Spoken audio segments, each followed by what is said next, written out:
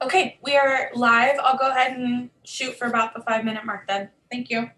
Okay. Thank you, Mariah. Carol, you are back to host as well. Thank you.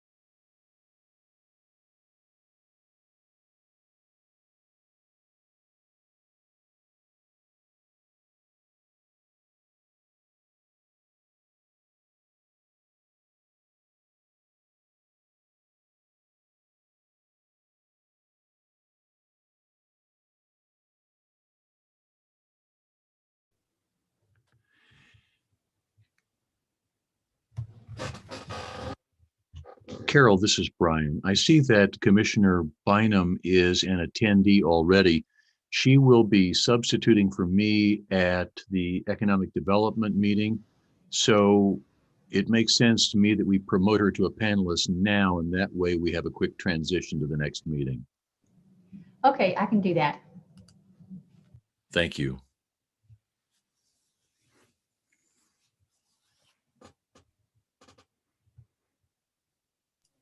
UGTV is set to start recording here in about 30 seconds. Thank you.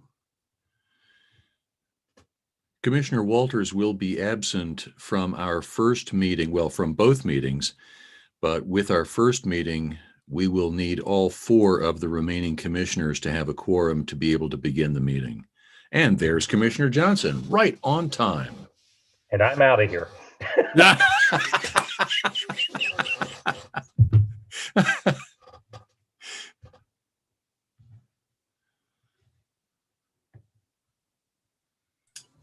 Live on both UGTV and YouTube.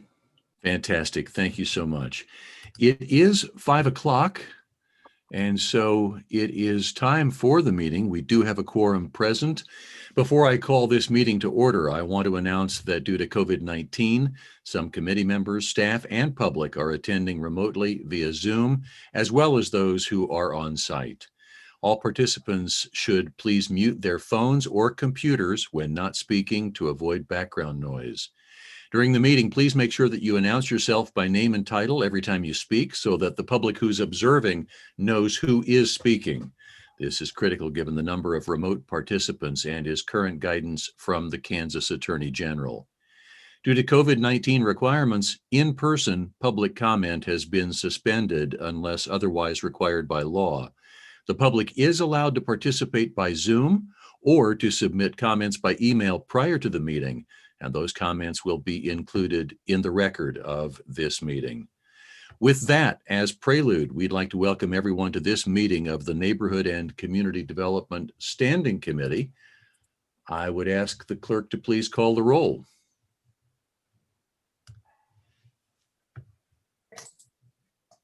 Roll call. Walters, and we do have a communication that he's going to be absent. Johnson. Here. Townsend. Here. Burrows. Here. McKiernan. Here. Thank you so much. There were no revisions to the agenda after it was originally published. That takes us to where we would ordinarily have standing committee minutes to approve.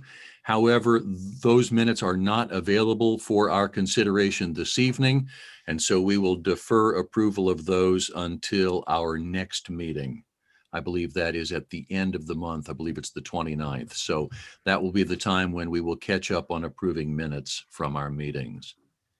With no minutes to approve, that takes us to our committee agenda. There are 2 items, each with sub-items on it. And the first is land bank option applications. For that presentation, I'll turn the floor over to Mr. Judd Knapp, our interim land bank director. Thank you, Commissioner. I'll share my screen.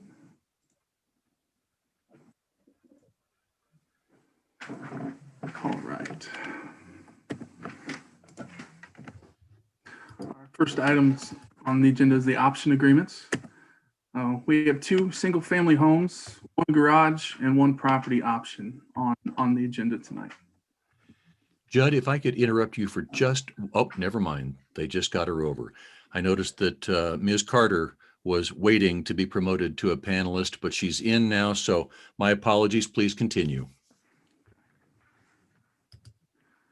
First option agreement tonight is at 2630 North 102nd Street. It's for a single-family home. The zoning is currently R1, has 85 feet of frontage, and is 1.29 acres. It's a 3-bed, 2-bath house, 1,700 square feet. They project to get started in March and complete the project by December. The next steps would be building inspection approval, a driveway permit, building estimate, and then the funds to cover that building estimate. We have the recommendations from the staff advisory committee. They have concerns about sewer access. They're going to have to go under Georgia Avenue to connect to the sewer. And the house needs to face 102nd Street, and the driveway needs to be on 102nd Street, but there's also a creek on 102nd Street. The Land Bank Advisory Board did not have any recommendations for this. Here's another little detailed view of the concerns. You can see that this is the property boundary here, and this is a Google Street View of that. And you can kind of see the creek back there that they would have to cross to get to their house. The county engineer said this lot is buildable, but it'll be more costly due to the creek. All right, the next one is at 1310 Troop Avenue and 2000 North 13th Street. It's these 2 lots here. The owner currently owns 204 North 13th Street and 206 North 13th Street. He wants to build a 2-car garage. The zoning is R2, 2-family district. Plans to start in March and completed in May. Has construction experience, and he owns a construction company for 10 years. The next step would be combined lots, building inspection approval, building estimate, and proof of funds to cover the building estimate. The recommendation from the staff advisory committee was that it's a concern that there's 2 buildable lots for 1 garage. The Land Bank Advisory Board had a concern also of 2 buildable lots for 1 garage, and they said too many garages on 13th Street and on-street parking problems on 13th Street. So to answer those, I got aerial views of 13th Street, and I counted the garages, 1, 2, and I got 6 garages behind the house because these houses do not have alley access behind them. So their only option would be to park on the street or have a driveway like these houses have. And the parking on 13th Street, this aerial view flew over in spring of 2020, and I could tell by the shadows of the trees that this flyover happened in the morning. And I only see 1 car parked on the street for the on-street parking issues. All right. The next one is at 308 North 30th Street. It's for a single-family home. The zoning's R-1B, 62 feet of frontage. 3-bed, 2 baths, 1,240 square feet. Plan to start in September, finish in January 2020. Building inspection approval, cost to build, and provide proof of funds to cover the cost of building. Here is a map of here is a map out of the Northeast Area Master Plan, the future land use map. And this house falls in the single family area in the master plan. Here is also another map that shows the relationship of the number 2 star is what the house we're looking at now to the Condero town site. So the recommendation, staff didn't have any comments on this one. The Land Bank Advisory Board had a question if the property was located within the Condero town site boundary. You can see from the map, this is the boundary, and the location of the house is down here. The next one is a property option. Now this is a little different. There's no construction planned on this one. This is just if it's an option, because if they get the zoning changed, we will deed the property to them, and they're planning to change the zoning to agricultural. So they're requesting 3306. They just recently purchased in December 3631 North 34th Street. They currently live in the house at 3656 and own it. And the house and the 3306 is under an acre. So since there's no sewers in the area, this lot is technically unbuildable because the acreage is under an acre. The staff, not significant acreage for agriculture. Sorry about that. And I have this map over here that shows the parcel just to the south is zoned ag, and it has 2.4 acres. The Land Bank Advisory Board was questioned if the property was within the Condero town site boundary. I have the boundary here and the property there outside of the boundary. Here is the Northeast Area Master Plan future land use map. And I put a star on where the property is, and it's just on the corner of the single family area in the master plan. Here's also the star for in its relationship to the Condero town site again. That would be all I have for the first item for property options. Thank you, Mr. Knapp. I appreciate that.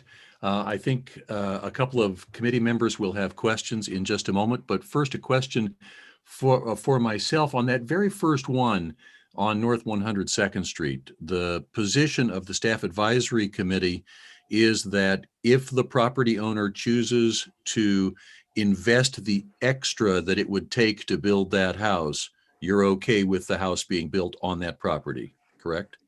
Yes, that's what the... And given the fact that this is an option, the property will not end up being transferred until such time as they have confirmed that they can actually build. That is correct, Commissioner. Perfect. Thank you so much. Commissioner Townsend.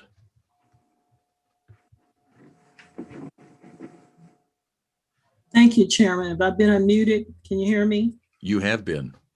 Thank you. What I would propose is that we take each of these requests individually and act on them. So my proposal, just based on the question you asked a few minutes ago and the overall proposal, is that we move to approve the application on 2630 North 102nd Street.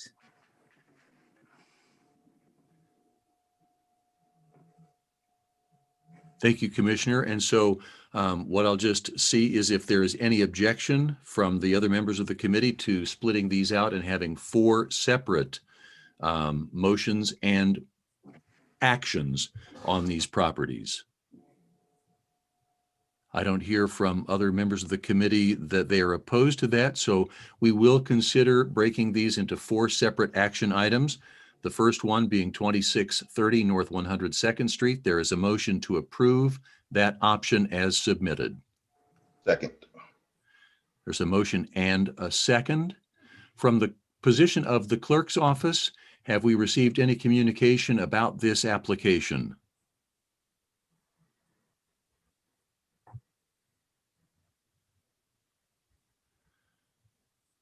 We received no requests from the public. Beautiful. Thank you so much. Is there anyone who is here attending this meeting who would like to comment about this application? I don't see any hands raised. Thank you so much. We have a motion and a second to approve as submitted. Roll call, please. Roll call, I'm sorry, Johnson, Aye. Townsend, Aye. Burrows, Aye. McKiernan. Aye. That has passed as submitted. That takes us to our next application, which is 3008 North 30th Street, a proposal for Habitat for Humanity. Do Mr. members Chair, of the, yes, ma'am. I'm sorry, I cut you off. I'm sorry. No, you're good.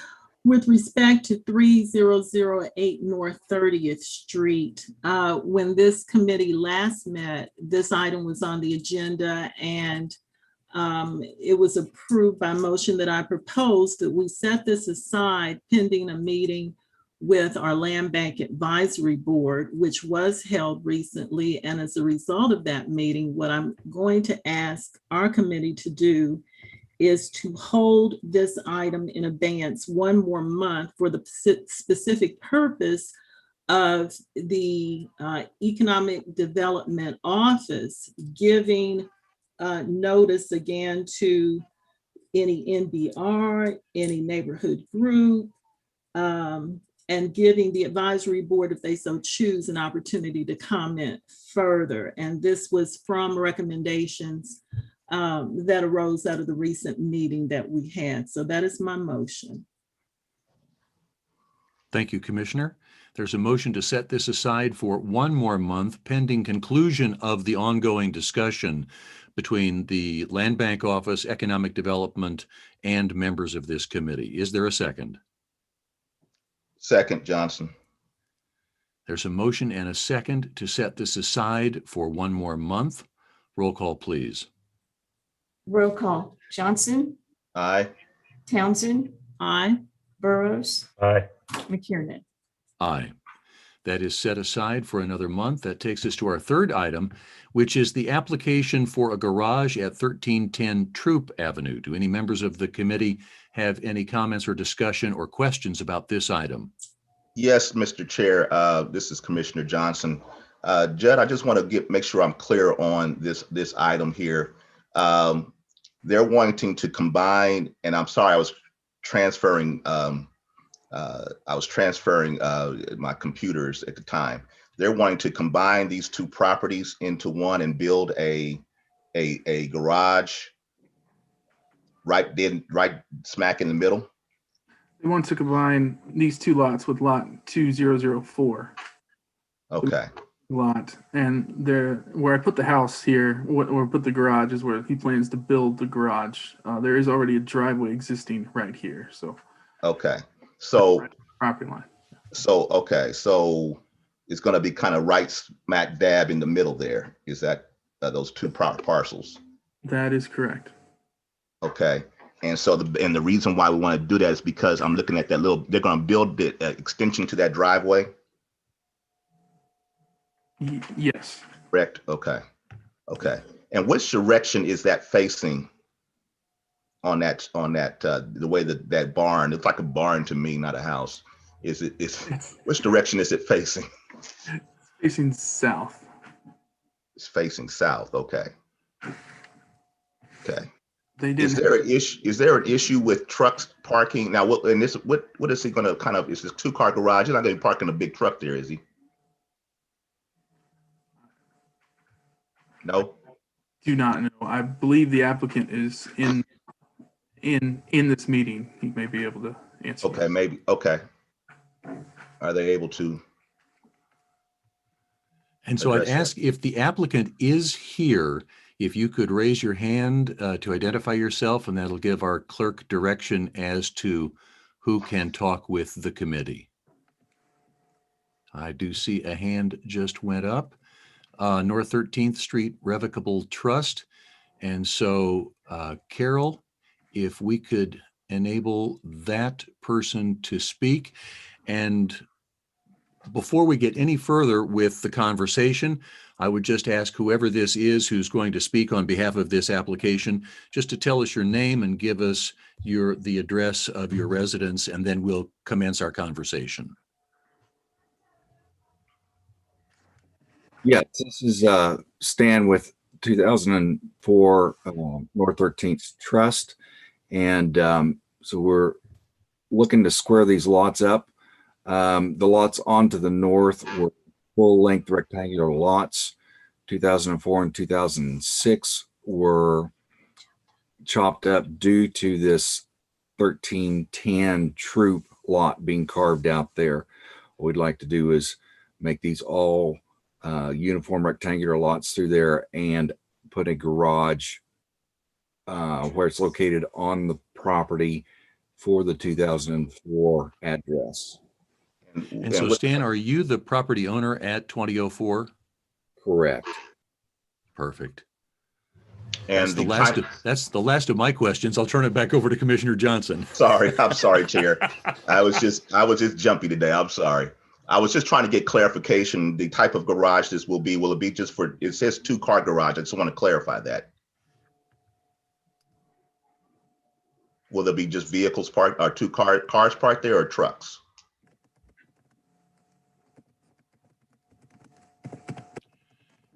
And Stan, you are muted again, so you need to unmute before you can respond.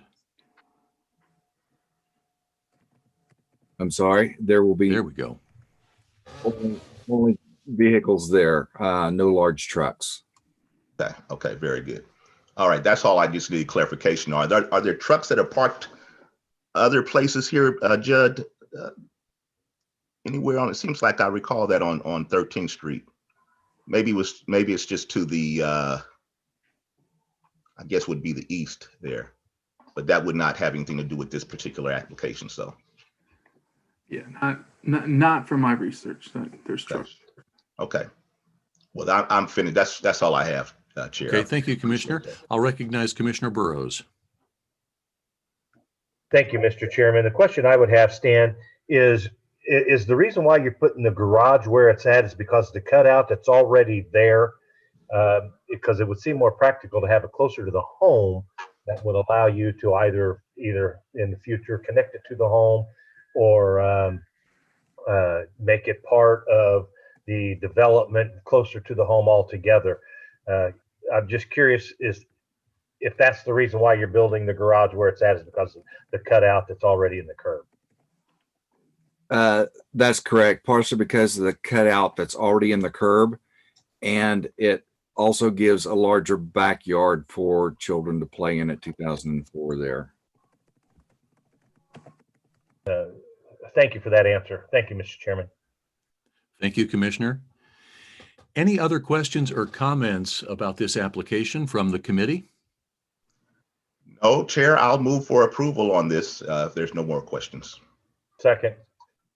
We have a motion and a second to approve this application as submitted. I'll ask the clerk's office if we received any communication about this application. There have been no communications received. Thank you. And is there anyone else in attendance at the meeting tonight who would like to comment on this application? Chairman, I see no hands raised. Thank you so much. There's been a motion and a second to approve as submitted. Roll call, please. Roll call. Johnson. Aye. Townsend. Aye. Burrows. Aye. McKiernan. Aye. Thank you so much. We look forward to the construction on this lot. That takes us to our fourth property option. This is at 3306 North 33rd Street. And I do believe that Commissioner Townsend would like to give some direction or ask a question about this property. Thank you, Mr. Chairman. This item too was a holdover from the previous month. There were some concerns raised by Commissioner Walters and me, and I was wanting to look at the proximity a little bit later of this proposed option to the designated historic site. And at this point, I am inclined to defer or at least deny the application because of its proximity to the designated historic site. and to leave options for development related to the Quindaro ruins and the historic site open to the unified government. At this point, there are groups that are being organized. I started to say the 501c3, not that, but the corporation that was or is being organized to accept ideas about development in that area as it pertained to the old Quindaro historic town site, and specifically the area surrounding the designated site. So at this point, I would want to keep those options open, and therefore would move to deny this application at the current time. Johnson, second. So there is a motion and a second to deny the application as submitted.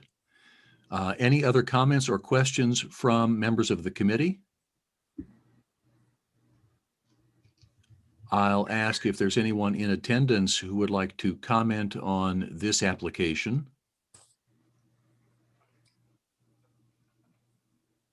I see no hands raised. Thank you so much. Has there been any communication received by the clerk's office on this application? No communication received. Thank you so much. There is a motion and a second to deny the application as submitted. Roll call, please. Roll call. Johnson. Aye. Townsend. Aye. Burrows. Aye. McKiernan. Aye. Thank you, committee. That takes us through our first batch of option applications. And we now have item number 2, several land bank property transfers to consider. And I would ask the committee permission to separate the very first one, which is a yard extension, from all of the other transfers, which are somewhat similar in their nature, and to consider the yard extension separately and then all of the other transfers as a group. I'll just ask if anyone on the committee has any problem with that.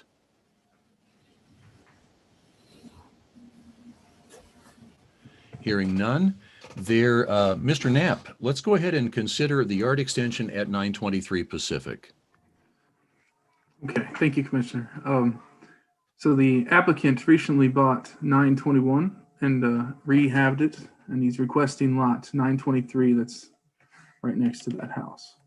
The frontage is 25 feet. It is technically a buildable lot, but the staff have determined that it would be a challenging build.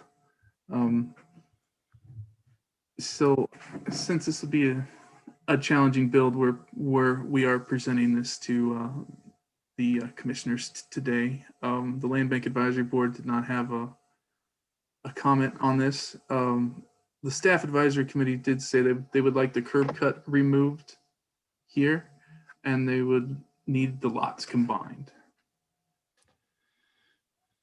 Thank you, Mr. Knapp. I have spoken with the applicant and driven by this property, and I certainly would agree that this Google Street View picture shows parking on an unimproved surface, which is against code in Kansas City, Kansas, and so would not be allowed. But you are actually recommending that we make a condition of this transfer that the applicant actually install a curb, remove the cut at this spot. That is correct, Commissioner. I guess I'd ask, what about the alternative? If the applicant wanted to improve the surface to create a driveway, to use the existing curb cut and extend it with a code compliant driveway? I would have to refer to planning on that one. I don't know. I will certainly, I am open to other comments or suggestions from members of the committee, but what I would be inclined to consider is transferring this property without the requirement that the curb cut be removed and replaced with a structural curb, but with the understanding that any parking on an unimproved surface is a code violation, and that we would view that as grounds for reverting the transfer back to the land bank. Commissioner Burrows? Thank you, Mr. Chairman. My thoughts exactly. I truly believe that we need to send a strong message that if the homeowner chooses not to construct a coded driveway, that he has to put the curb in. But I'm with you, Mr. Chairman. I don't know why he wouldn't want to improve that and make it a driveway. And I like your comments, Mr. Chairman. I would be supportive of that if that's a motion. I just think that it's right for a driveway and would be a good use of the property if they choose not to put the curb in. Thank you, Commissioner. Let's see. Commissioner Townsend or Johnson, any thoughts on this? Commissioner Johnson. So it sounds like what's being recommended is that we will leave it to the discretion of the owner as to what to do, whether to extend the driveway and or whether to put a curb there, with the understanding that if they do nothing and continue to park on the unimproved surface, that it will be subject to code violations. We're just going to kind of leave it open in that regard. And I would suggest that a code violation of that sort, parking on the unimproved surface, would result in ownership of the property transferring back to the land bank. Okay, I'm good with that. Commissioner Townsend? I think you have just clarified for me, as Commissioner Johnson mentioned and Commissioner Burrows, I like the adaptability with the restriction of just what you propose. You've already got a curb cut. Seems to me the natural thing to do would be take advantage of that and make a driveway, although he may not choose to do that. However, if there's a code violation involving parking on unimproved surface, the reverter option should be, and I would encourage it to be used. I would certainly support that it be used. So, just for clarification, with just one violation, correct, Chair? Yes, that would be my recommendation, is that this effectively serves as an attractive nuisance at this point by virtue of the fact that it's there. It kind of encourages, well, what we've already seen in the Google Street View picture. And I would say that it would be the position of myself, and I assume the committee, that that sort of code violation will not be tolerated if we transfer this property. I would agree with that. I second the motion. So we have a motion to transfer the property with the understanding that a code compliant driveway can be constructed, but that any parking on an unimproved surface on 923 will result in ownership of the property transferring back to the land bank. And I would just ask our legal counsel, Ms. Green, if there are any issues with that motion. Pardon me. No, I don't think there's anything wrong with that. I think we could do that with a simple deed restriction. Fantastic. Thank you so much. Commissioner Burrows, I see you have your hand up. Yeah, yes, Mr. Chairman. Thank you for the second time, committee. The question I would have, do we want to put this time specific? Does the land ownership transfer to the owner after a year? I'm trying to be mindful of the criteria we've set forth on properties that we transfer to owners, and I can't remember the time frame. So, Mr. Chairman, if someone could guide me on that. I truly believe that if we're going to hold this open to perpetuity and he gets one violation in 5 years, or is it one violation within a set number, within a set calendar time? That is an excellent question, Commissioner. I would assume, Mr. Knapp, that this property would transfer immediately. Yes, Commissioner, that is correct. And so Commissioner Burrows brings up an excellent point about a one strike and you're out clause. If we want to actually put something in like that.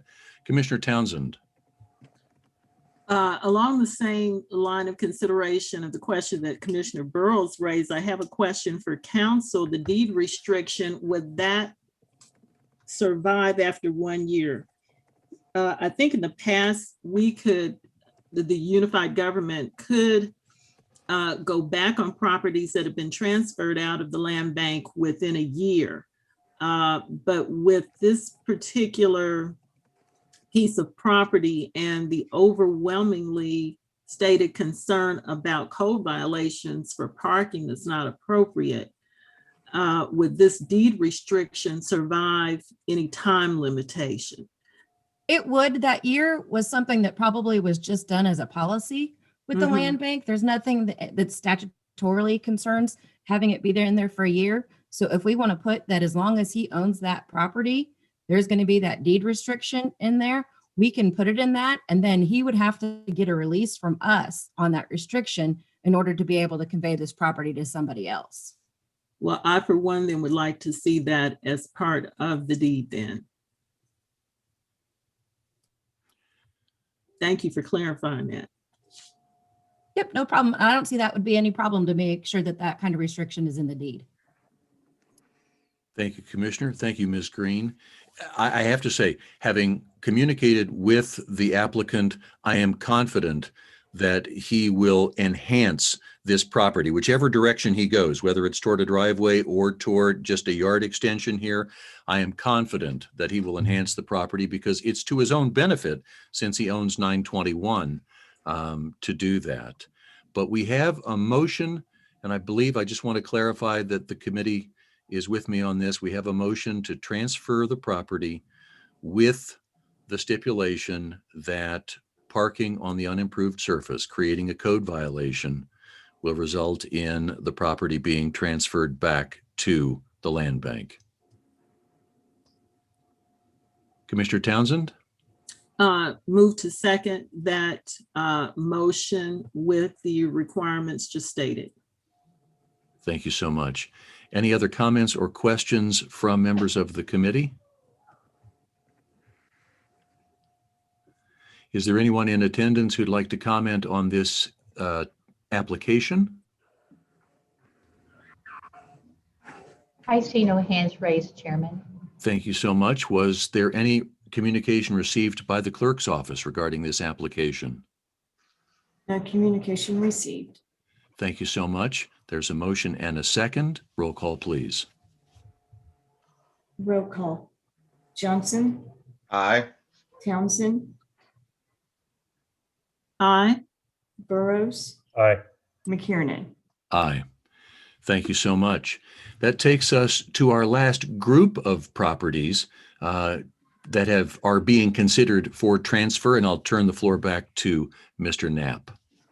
Thank you, Commissioner. So this request is to move properties that are actively being used by BPU out of land bank ownership into the proper ownership of the UG/BPU.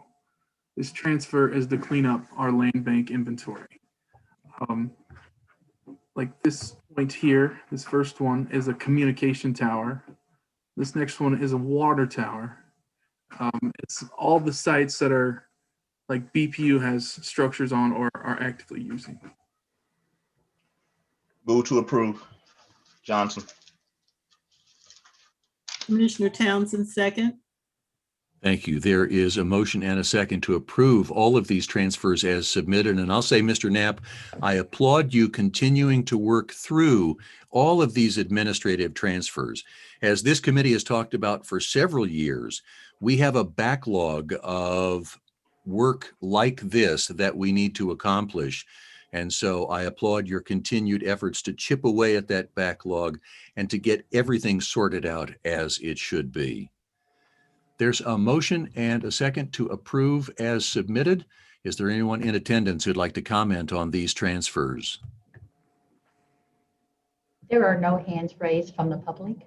Thank you. Was there any communication received about these transfers? There were no communication received. Thank you so much. There's a motion and a second to approve as submitted. Roll call, please. Roll call. Johnson, Aye. Townsend, Aye. Burrows, Aye. McKiernan. Aye. Thank you so much for your work, Mr. Knapp. We do appreciate it.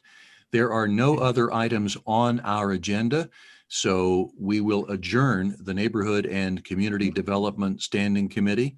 Commissioner Bynum will take my place, and I'll turn the floor over to Commissioner Burrows for Economic Development and Finance Standing Committee. Thank you, Commissioner McKiernan. I was looking to see if board member Jeff Bryant has joined us, and I see that he has. So with that, we'll go ahead but before I call the meeting to order, I want to announce that due to COVID-19, the committee members, staff, and public are attending remotely via Zoom or by phone. All participants joining by phone should mute their phones when not speaking to avoid background noise. During the meeting, please make sure that you announce yourself by name and title every time you speak so the public that is observing knows who is speaking. This is critical given the number of remote participants and is current guidance from the Kansas Attorney General. Due to COVID-19 requirements, public comment has been suspended unless otherwise required by law. The public has been allowed to submit comments by email prior to the meeting, and those comments will be included in the record of this meeting. At this time, I would like to call the Economic Development Finance Standing Committee to order. And I want to welcome everyone this evening. And at this time, I would ask the clerk to please call roll. Roll call. Bryant. Here. And we have a communication that Mr. Commissioner Walters will be absent. Johnson.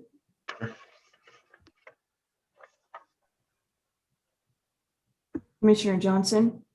Here. Townsend. Here. And we have Commissioner Bynum for Commissioner McKiernan. Here. And Burrows. Here. And I do want to thank Commissioner Bynum for sitting in this evening and joining us. And with that, I do have on the next point of business, the approval of committee minutes, but I don't believe there are at this time any minutes that are due to be approved. And staff, if I'm wrong, please correct me, but I believe the next minutes will be approved on the 29th. Yes, we hope to have minutes next month. Thank you. So with that, committee, we have a pretty heavy agenda this evening. We do have 6 action items and 3 items for information only. 5 of the action items are resolutions. So with that, the first resolution is the intent to issue IRBs for the Millhouse multifamily project. And I do believe that this evening, Catherine Carter, the Director of Economic Development, will be making the presentation. Welcome, Catherine. Thank you very much. Give me 2 seconds while I share my screen.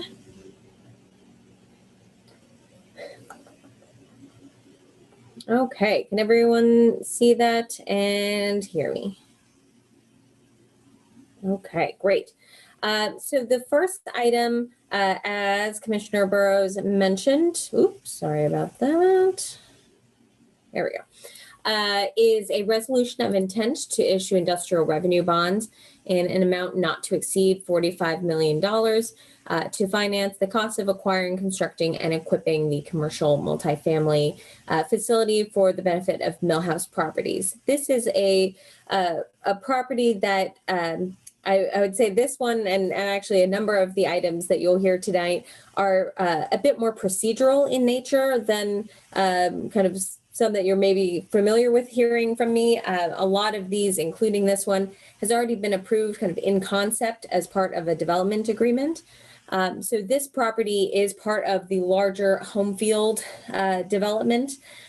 So in that development agreement, it has been contemplated and approved that there would be multifamily provided by Millhouse, and that this would be the one area in addition to Homefield that would be eligible for an IRB. So we're talking about a certainty IRB here at this point as well. So there'll be a pilot schedule, and I'll go through that. If John McGurk is available, and he has been good. I'm going to turn it over to him. John McGurk is with Millhouse, and we'll be kind of discussing kind of the project, and then I'll get into the finances. Good evening, commissioners. Can you hear me all right? Yes. Great. John McGurk, Vice President of Development for Millhouse, 210 West 19th Terrace, Kansas City, Missouri. Thank you for having us tonight. Very excited about this project. As Ms. Carter explained, this is part of the overall home field development at 94th and State. This project is just to the west of 94th Street, north of State, basically kind of where the former county annex building was just on the south property that was recently demolished in the last couple of weeks by Homefield. This is an 18-acre site with 274 units. It includes a clubhouse, pool, pretty much all the amenities you expect of a modern Class A multifamily project. It will include some enclosed garages as well as surface parked. This rendering that Ms. Carter is showing is typical of the buildings, three stories with a basement condition on some of the buildings, depending on grade. So this would be where the grade would allow for a basement condition, to where you would have 4 stories on the backside of a building. Catherine, if you just want to flip through some more. Again, as I indicated, it's a 274 unit, 3 4-story walk-up luxury apartment. It will have 9 buildings as well as a clubhouse building across the 18 acres. We are meeting all the UG's applicable zoning code requirements, including 40% open space.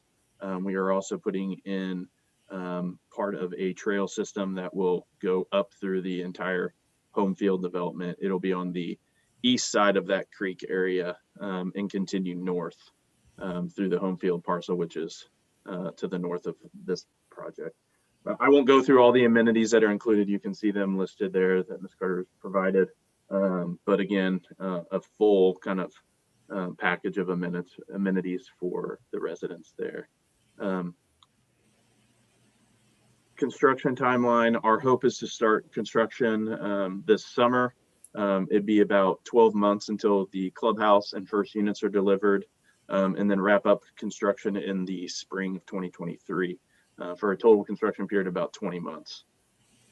With that, I'm happy to answer any other questions. I know Ms. Carter's got some other facts there laid out, but I won't bore you and read all those. But if there are any questions that you have for me, I am happy to answer them. And again, very excited about this project and would appreciate your all support. Great, thank you so much. You know, the fun financial side of things. So what we're looking at here is an industrial revenue bond, as I mentioned. This would be kind of equal to the projected per unit value. So we're starting with a pilot of about just under $1,000 per door, and that will escalate annually. Then also there are LMW goals, as we do with all our projects. And if those are not met for whatever reason, there is an additional penalty. Of course, there will be the 8 mills that's statutorily required for the school district capital outlay. So they will be getting at a minimum that throughout the course of the entire project. This is the pilot schedule. So you can see the unified government or the kind of over the course of the 10 years, the payment in lieu of taxes will be just under about $3 million. So we'll get a good amount of tax revenue coming in through this project, as well as a great amenity to the home field area. And then you can see, of course, the LMW goals as well. And with that, any questions? Committee, any questions? I see Commissioner Townsend.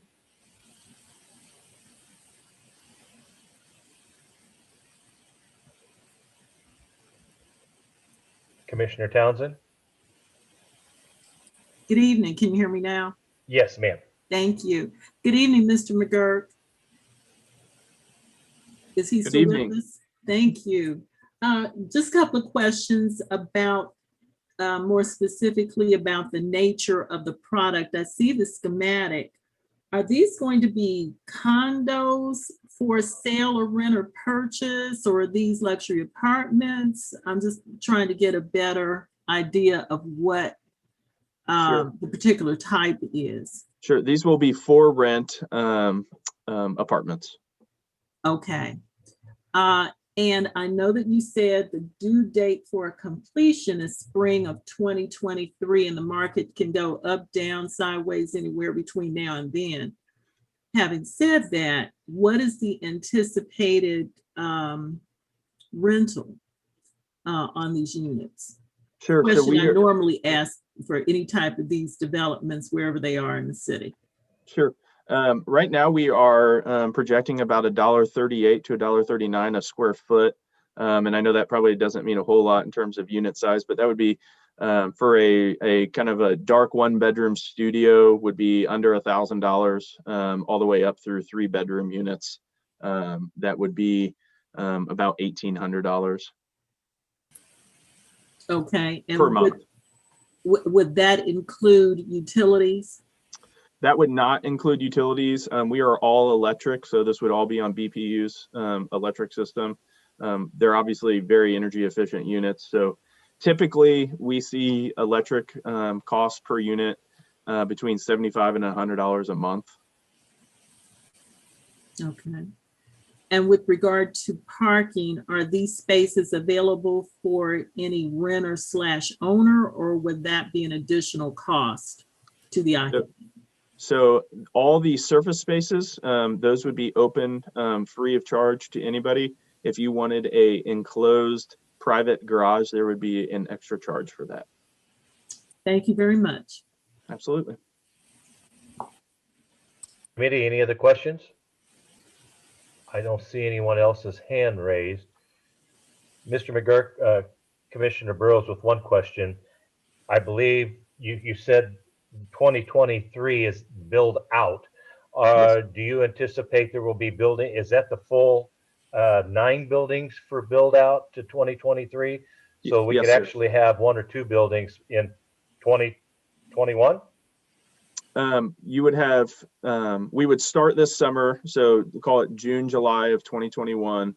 The clubhouse and probably 1 or 2 buildings would deliver 12 months after that, so June or July of 2022, with the balance kind of being phased over the remaining, call it 8 months. So we would deliver the units by building. So over that period, you'd kind of phase in all the product and then be completely done in that 2023 timeline. Thank you for that clarification. I really appreciate that. The next question, I have one other question, and those are all market rate apartments. Yes, sir. Thank you. Staff, did we have anyone from the public wishing to speak in support of the project? I see no hands raised from the public. Thank you. Anyone in opposition to the project? Again, I see no hands raised. Thank you. At this time, this is an action item. I would ask the committee if they're ready to make a motion. I'd entertain a motion. Move to approve as submitted, Johnson. Townsend, second. Okay. We do have a motion and a second. At this time, I would ask the clerk to please call roll. Roll call. Bryant, Aye. Johnson, Aye. Townsend, Aye. Bynum, Aye. Burrows. Aye. Thank you, committee. That brings me to item number 2, the intent to issue IRBs for the Legends 267 multifamily project. This is a resolution of intent to issue revenue bonds in the amount of $54,820,000. And I believe that, again, we have the privilege of Catherine Carter, our Director of Economic Development, to present the resolution. Thank you very much. So yeah, this is very similar to the last one you saw. However, this one we've actually just presented I want to say it was about 3 months ago, and the development agreement came through. So this is the project. Here's the project site here on Parallel, and this is the one that we've been working to get moving for about 4 or 5 years now, and we're very excited and gratified to have Betcal and Luke Draley Construction on board. And so that was the assignment and restatement of the development agreement that was previously approved a couple months ago.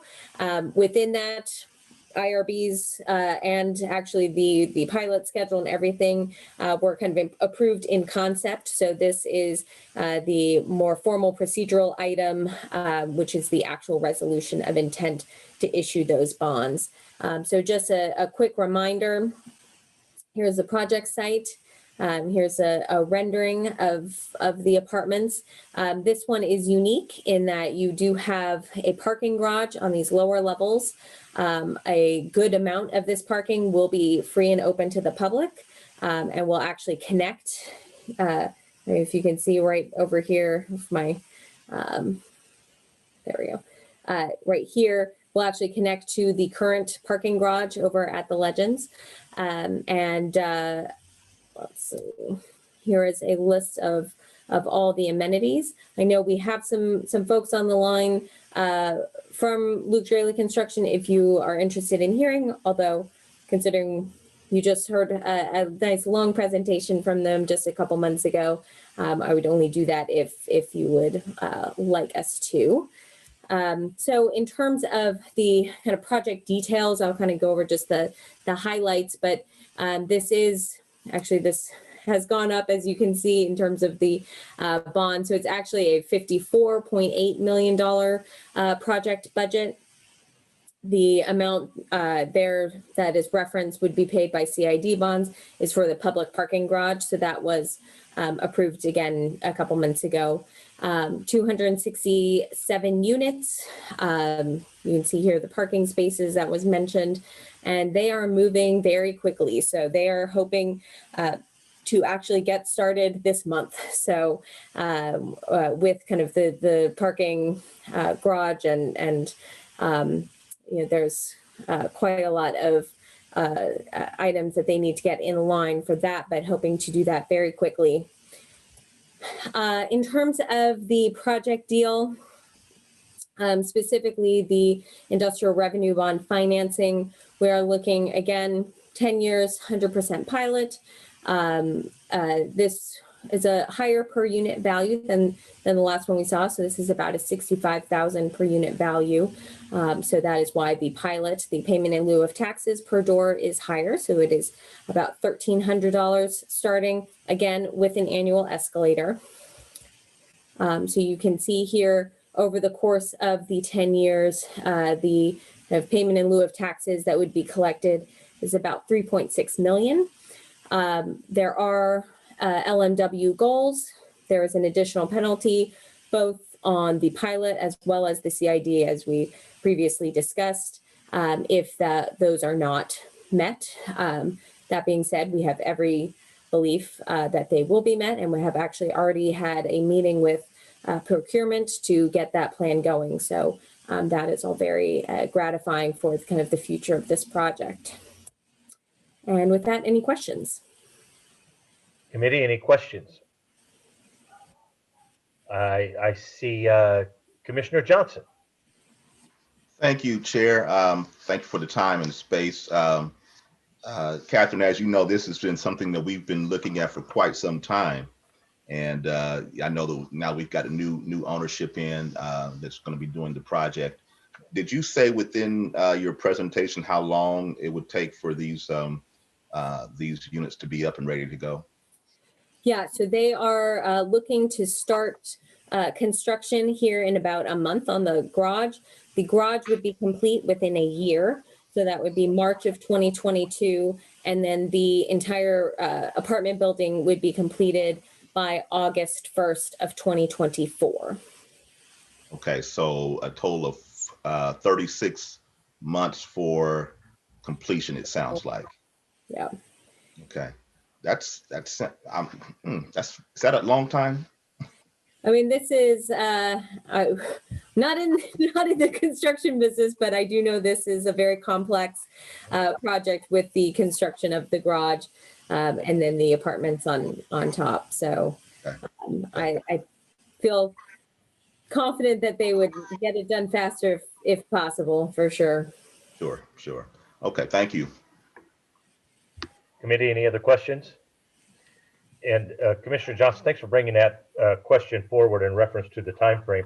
This is a very complex development, and the garage is a very difficult part of the construction. It's the base for the construction, and that is the very tight footprint in which they're building out there is going to be quite challenging also. So I do appreciate you bringing that question forward. And Catherine, thanks for your guidance on answering that question. I see no other hands raised. Let me check the attendees. I see none. Staff, any questions, comments from the public? There are no hands raised from the public. Well, thank you, Madam Clerk. I appreciate that. With that, I would entertain a motion to approve the resolution intent to issue the IRBs for the Legends 267 multifamily project. So moved, as approved, or as submitted, rather. This is Bryant, I second.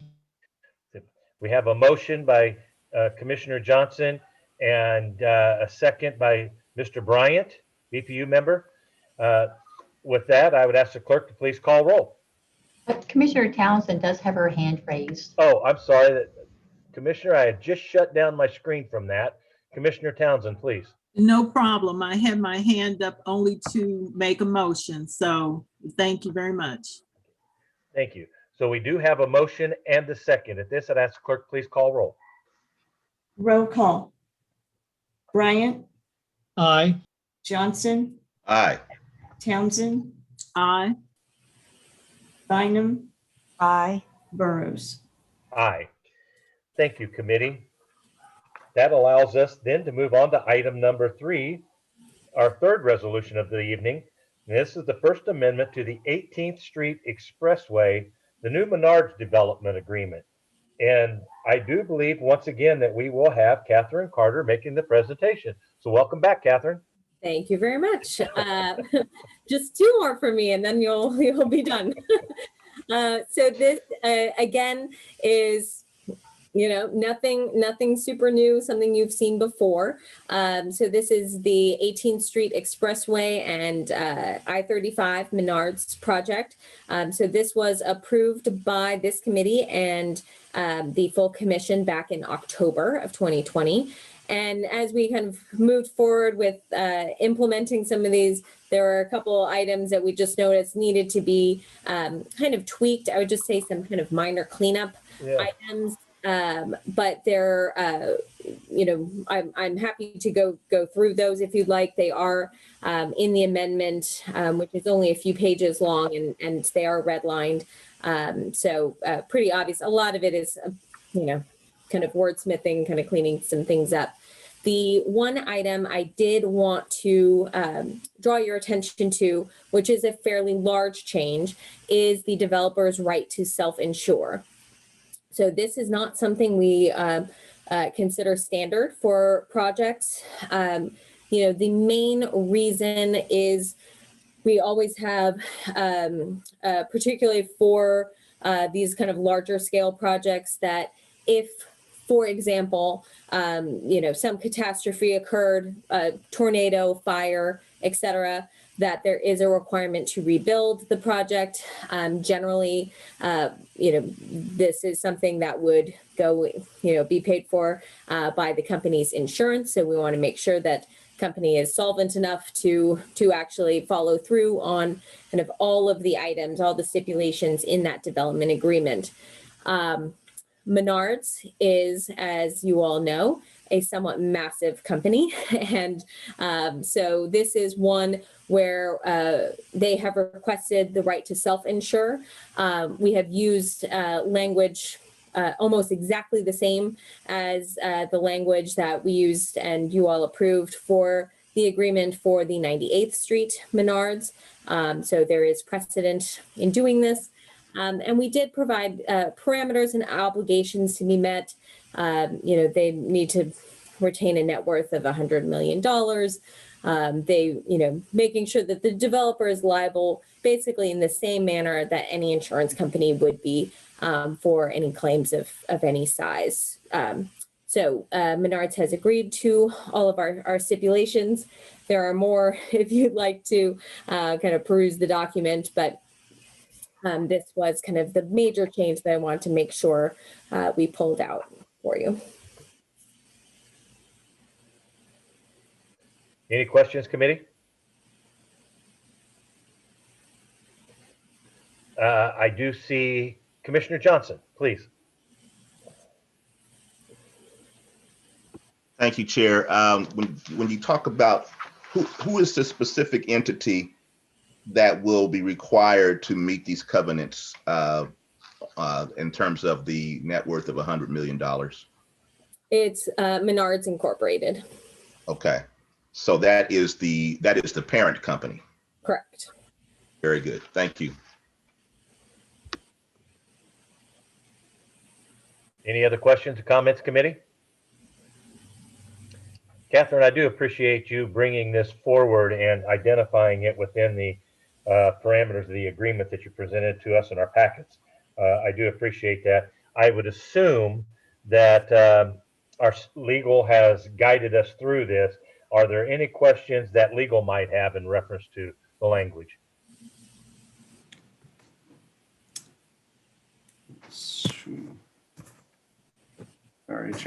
Sorry, Chairman, having issues with the video here. Can you hear me? Yeah, the screen. No, we have reviewed it, and we've also had outside counsel work on this. Great, thank you. I think it's important that the public know that our legal has also reviewed the document as well as approved and worked with our partner in ensuring that this is a document that will stand the test of time. So with that, I also see Commissioner Townsend. Thank you, Mr. Chair. Commissioner Townsend, District 1. I too had questions similar to what Commissioner Johnson had, but in the course and scope of her presentation, Ms. Carter made mention of the fact that this self-insure clause was almost identical to one we have already used at the western location for Menards. So that gave me some comfort, and the identification that it is the parent company of Menards who's required to have this net worth minimum. So that took care of the concerns that I had. Questions. Thank you. Thank you, Commissioner Townsend. I would ask the clerk at this time if there's any members of the public that wish to speak in opposition or in support of the project.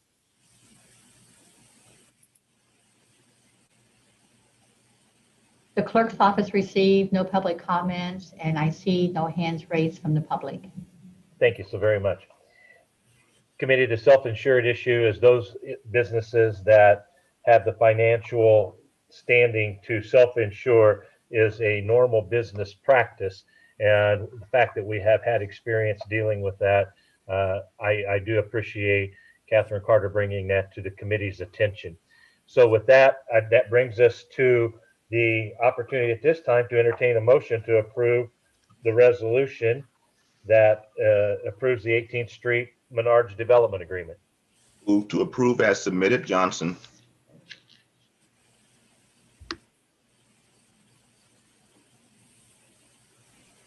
Townsend, second. Thank you. We have a motion and a second. At this time, I would ask the clerk to please call roll. Roll call. Bryant, Aye. Johnson, Aye. Townsend, Aye. Bynum, Aye. Burrows. Aye. Thank you, committee. That brings us to item number 4, the resolution. This is the option purchase agreement for 546 North 130th Street. This is the Bonner Springs, Kansas to the Riverbend Land Company development. And at this time, I believe once again, we have the privilege of Catherine Carter presenting this evening. Thank you very much. For my final item this evening, this is actually very similar to what this committee in their neighborhood and community development format is used to seeing as an option through the land bank property. The reason we are not using the land bank is actually because this property is owned by the Board of County Commissioners.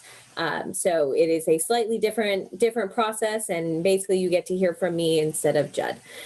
So I'm pointing out here on the screen the location of this property. It is in Bonner Springs. It's about 15 acres, I believe, and you can see kind of its proximity to Wyandotte County Park and the fairgrounds. It is actually a team that is interested in doing a number of projects in Wyandotte County.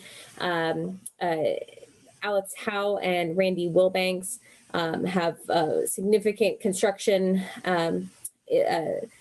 industry and residential housing experience, and have successfully built over 138 single family homes, including the Newberry at Piper, as well as over $300 million in multifamily projects. So this project in particular, as you can see here on the screen, would be 180 units. They would all be townhomes, so kind of row homes. So not your traditional large apartment project, but something a bit more kind of homey, more akin to your single family home. So each would be 2 floors with an attached garage, a yard, and a patio, all Class A finishes. The community would have a number of amenities that you can see here: pickleball courts, grills, fire pit, kind of communal space, as well as a community garden. The area is currently quite wooded, so the goal would be to really embrace that and retain as much of that feeling of outdoor space and trees as possible. Now, the unique part of this is that it is located in Bonner Springs. So it puts a kind of just how the plan works is a little different for us, since it would not go through our unified government's planning rezoning process. So I have had conversations with the developer as well as the team in Bonner Springs. They're excited about this project and excited for it to move through their process. The way that we have put the sales agreement together is that there are stipulations. So before we sell the property, they will have to have gone through the Bonner Springs planning and rezoning process. So once they have their full approvals for their final plans approved, as well as the rezoning, then we would move forward with our purchase or our sale of the property for the appraised value, which is $145,000. Any questions? Committee questions? I see Commissioner Bynum. Yes, thank you, Chairman Burrows. A couple of questions. Can you tell me again, how many acres is it? It is 15 point something acres. 15 point something acres. And since it's an option, if the project didn't commence or come to reality, then it would not ever be transferred, correct? Correct. It would stay in the Board of County Commissioners' name, and we would wait for the next proposed project. The infrastructure that's needed for the project, would that all come through City of Bonner Springs and not City of Kansas City, Kansas? Correct. Okay. Do you know if it would be sewer or what the infrastructure would be? I do not. Alex Howe, yes, there he is one of the developers. Alex, I don't know. Are you familiar with the utility needs and if sewer is an item that is necessary?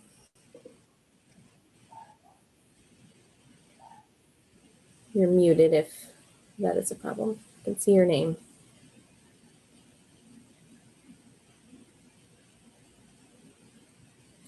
Sorry, I was still muted. Yes, we will need sewer and sanitary to the property, but in talking with Bonner Springs, that didn't seem to be an issue. And my last question is, these are for rent, not for sale? Yes, that's correct. Do you know of a average rent that you think would be received off of a townhome like this?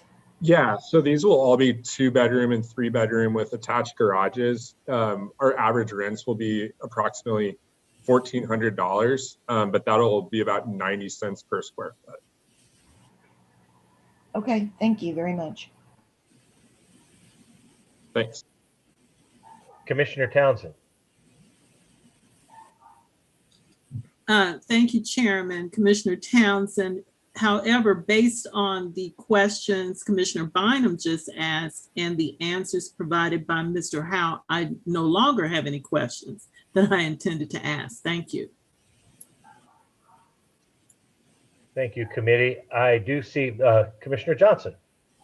Thank you, Chair. I hope I won't be long. Catherine, can you go back to the map and familiarize myself with where exactly this is located relative to the park? Sure. So you can see the park right over. I don't see the.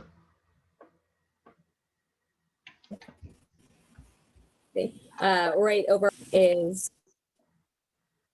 Find out. Then you have the Ag Hall of Fame right here and the fairgrounds. So it's basically right across from the fairgrounds. And I don't think you mean fairgrounds, do you? That's way to the north off of Pulver. If I may, this is the area directly behind the Feldmans. So that's going to be to the south of all of the park.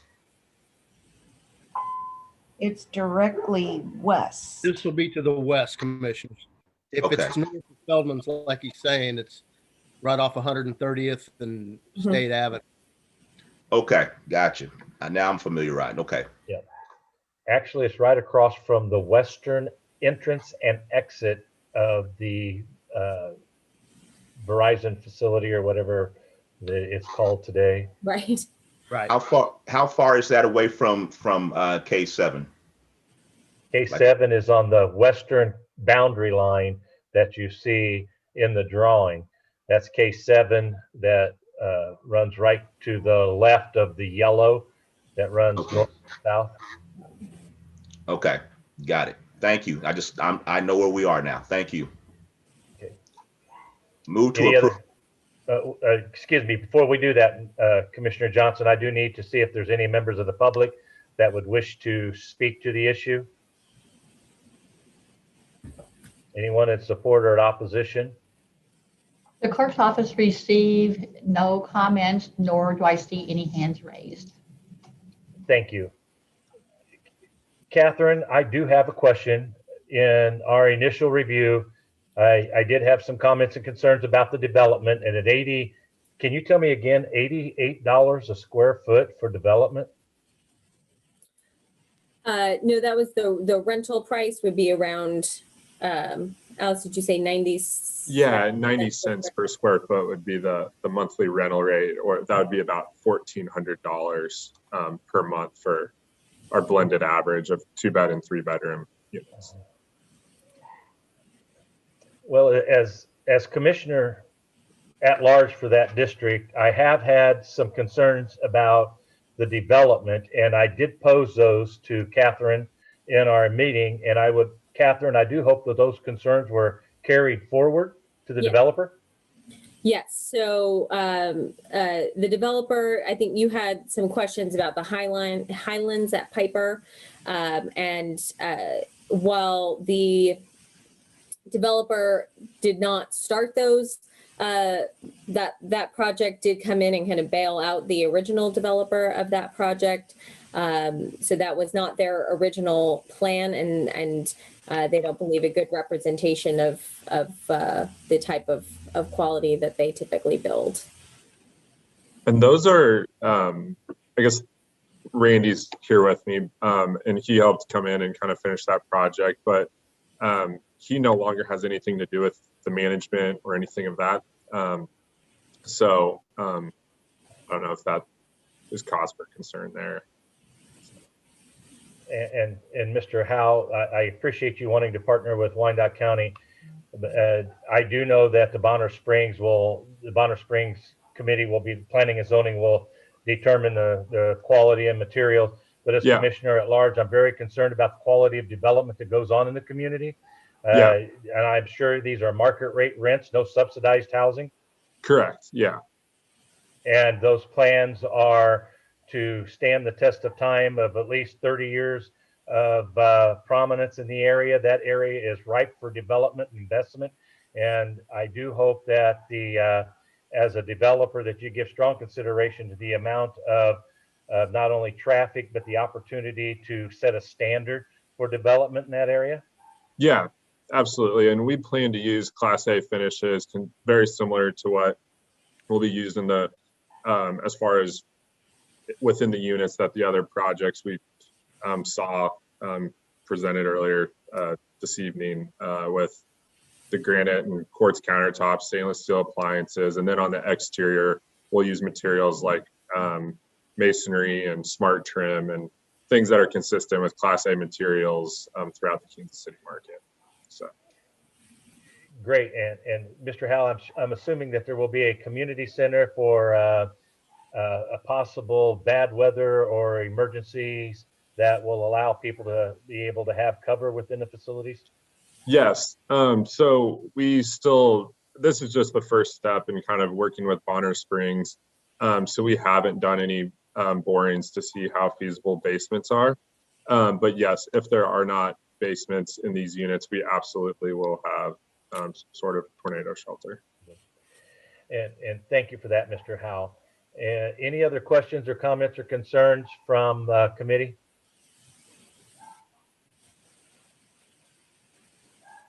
Seeing none, I would entertain a motion.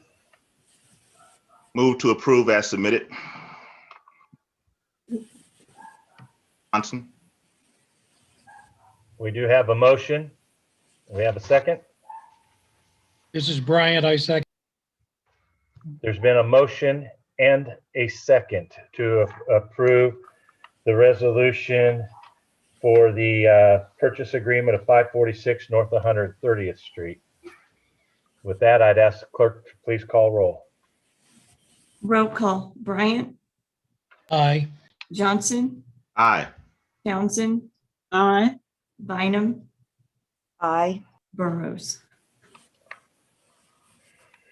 Aye. Okay. Thank you, committee. That takes us to item number 5, the resolution of the master lease and purchase agreement. That is authorizing the unified government to enter into a master equipment lease and purchase agreement with the Bank of America. And I believe we have the privilege of Debbie Johnson presenting this evening. Welcome, Debbie. Good evening, commissioners. Let me just share my screen here.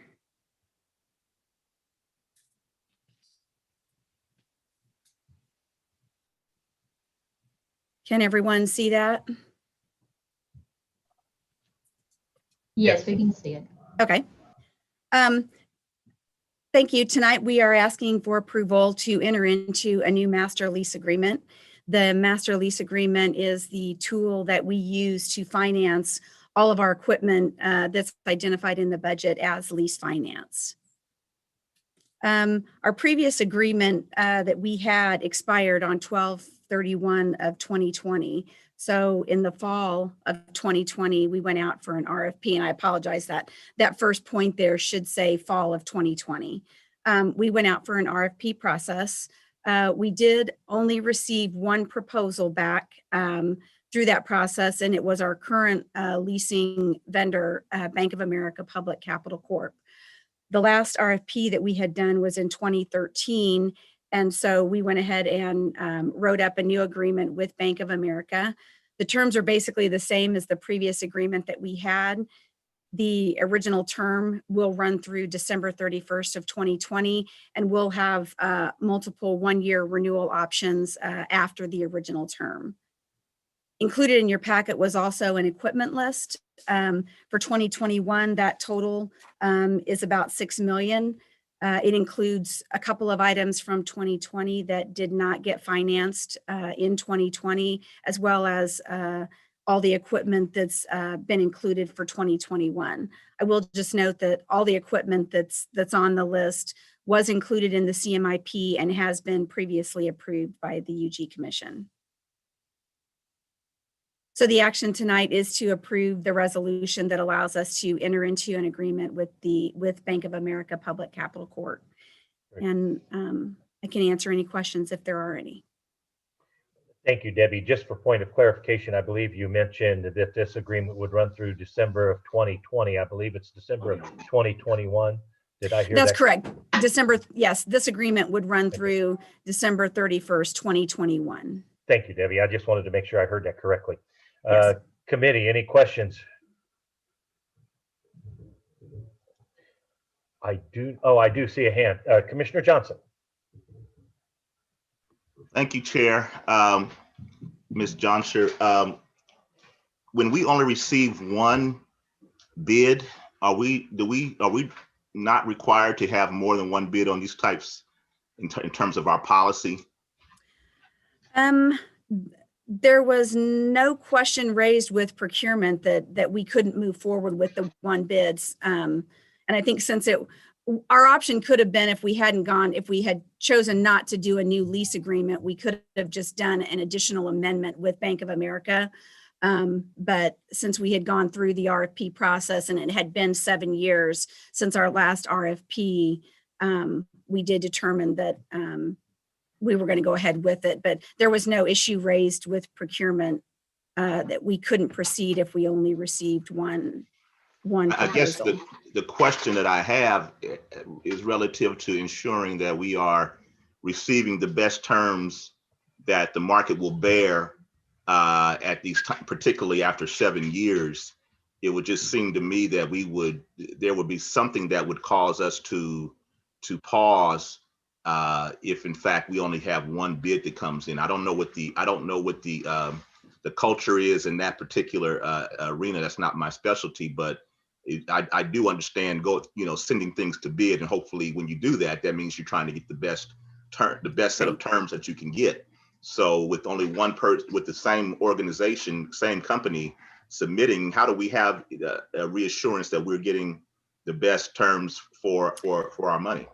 Well, I think one of the things that probably, because we've had a lot of interest in the last probably year or two from different entities asking, when we were going to go out for RFP. I have a feeling that the pandemic probably is part of the reason that we did only receive one bid. I think in our RFP, we initially asked for an initial 1-year term with the option to go out for at least, I think, 4 renewable terms. And so I'm not sure if that's what, if entities didn't want to commit to, because that's our option to go out. Now, since it is just a 1-year term, we can choose to renew, or in 2 years, we could opt to say if we feel like the economy's better, we could choose to, at that point, go out for another RFP. There's nothing that prevents us from, once we get through with a term, that we can choose to go out for another RFP. I think that was one of the decisions when we decided to go ahead and move forward with this agreement, is that we're not bound, by 5 years before we can go out for another RFP.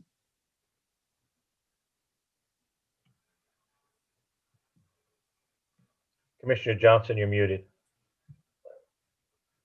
Oh, wow. Okay. So sorry.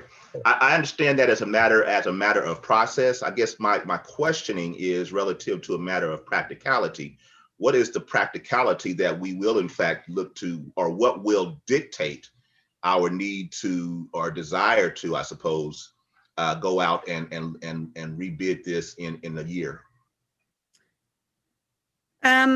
I don't know that we would do it in a year, but I would say we did discuss possibly in 2 years, going out and doing another RFP, maybe, to see where we were after we get past 2021 into 2022, that we probably would go out and probably, see what the market holds at that point.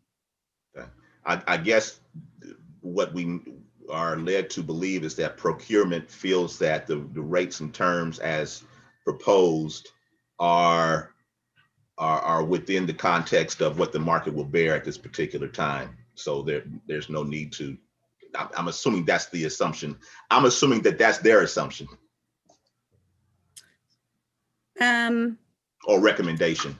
Yeah, I mean, we reviewed the agreement is basically this, like I said, the same agreement. They did adjust. There's an index in there that helps determine the rate for that's in the agreement. It sets how Bank of America will set the rate. Now they did make some adjustments to that, to their indices, but it's basically the same formula we were using before. Very good. Thank you. Thank you, Commissioner Johnson. I do see Commissioner Townsend. Thank you, Mr. Chair. Commissioner Townsend.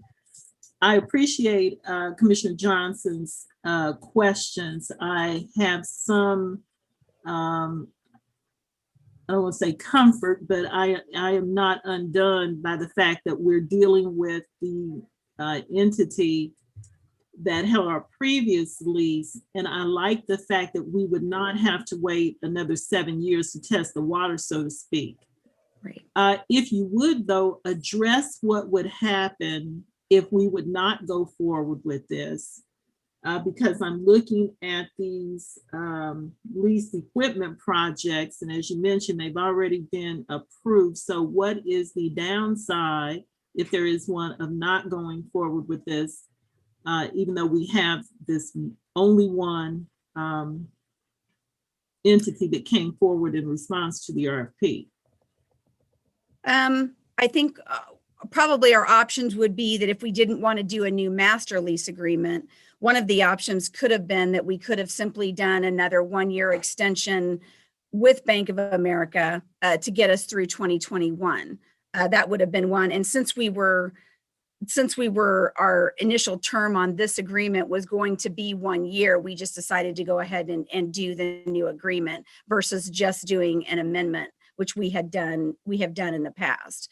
The other option would be that if this didn't move forward, we could put it out for RFP again. But supposing that we get the same result, I guess my question is, what is the impact of not moving forward on this proposal with regard to the equipment leases and the things that were already approved through the previous budget cycle with regard to these particular pieces of equipment and our CMIP plans? Well, if we didn't move forward, then we wouldn't have a tool to be able to finance all the equipment in the list. Okay, and this term again on this lease allows us to rebid, so to speak, within another year? Yes. Okay, thank you. Yes, the initial term is 1 year, and then we can either choose to go out for RFP, or we could choose to renew that. We could do another amendment with Bank of America and either do that next year, or we go out for RFP. I think it allows for either one. Okay. But I just want to clarify, though, Commissioner Townsend, she indicated that it would likely be 2 years before we would look into potentially looking to rebid that. Sorry for interrupting.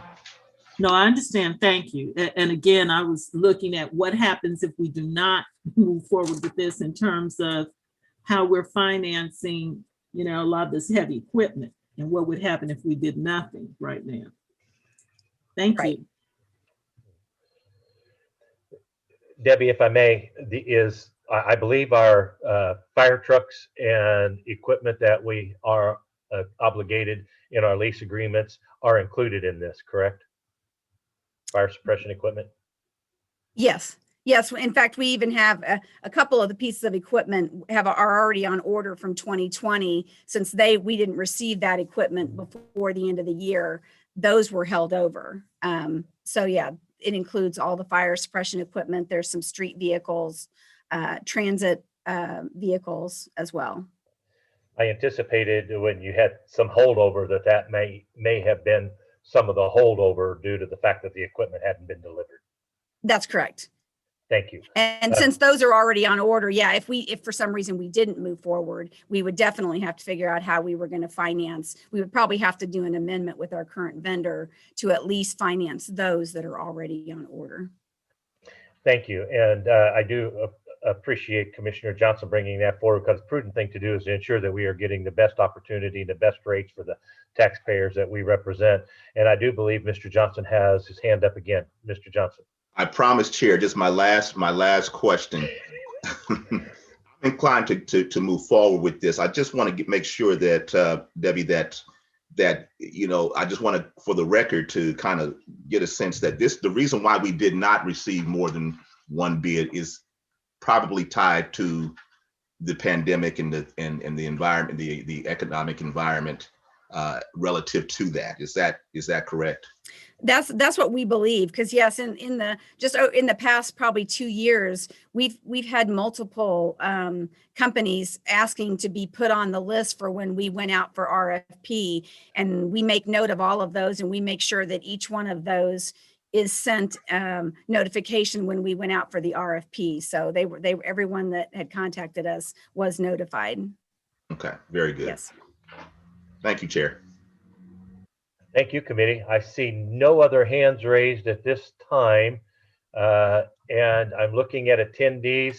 Clerk, did any letters in opposition or in support of the proposed master lease agreement? We have not received anything in the clerk's office. Thank you, Madam Clerk. With that, I'd entertain a motion to approve the resolution approving the master lease purchase agreement. Mr. Chair, this is Commissioner Townsend. Move to approve the resolution as submitted. Johnson, second. Thank you, committee. We do have a motion and a second. I would ask the clerk, please call roll. Roll call. Bryant? Aye. Johnson? Aye. Townsend? Aye. Bynum? Aye. Burrows? Aye. Thank you, committee. Thank you, Ms. Johnson. Appreciate your presentation. Thank you. This allows us to move to item number 6, and it is an update. This is a non-action item. This is for information only, and it is dealing with the 2020 motor vehicle registration customer service. And I do believe that we have Rick McKessie, County Treasurer, presenting this evening. Yes, thank you, Commissioner. This is Rick McKessie, County Treasurer. With me today, I also have the Deputy Treasurer, Andrea Parra, and also I have with us Madonna Camphor, who is the Administrative Coordinator who operates and oversees the motor vehicle operations in the Treasury Office. Each year we come before you to discuss the motor vehicle operations and give an update on how that's been operating throughout the last year. We did do a special presentation back in September, and so some of this information was addressed partially at that time, but I think we're ready to go on and get started with our presentation. Andrea, were you going to upload that? Correct. Yep. Let me get our presentation.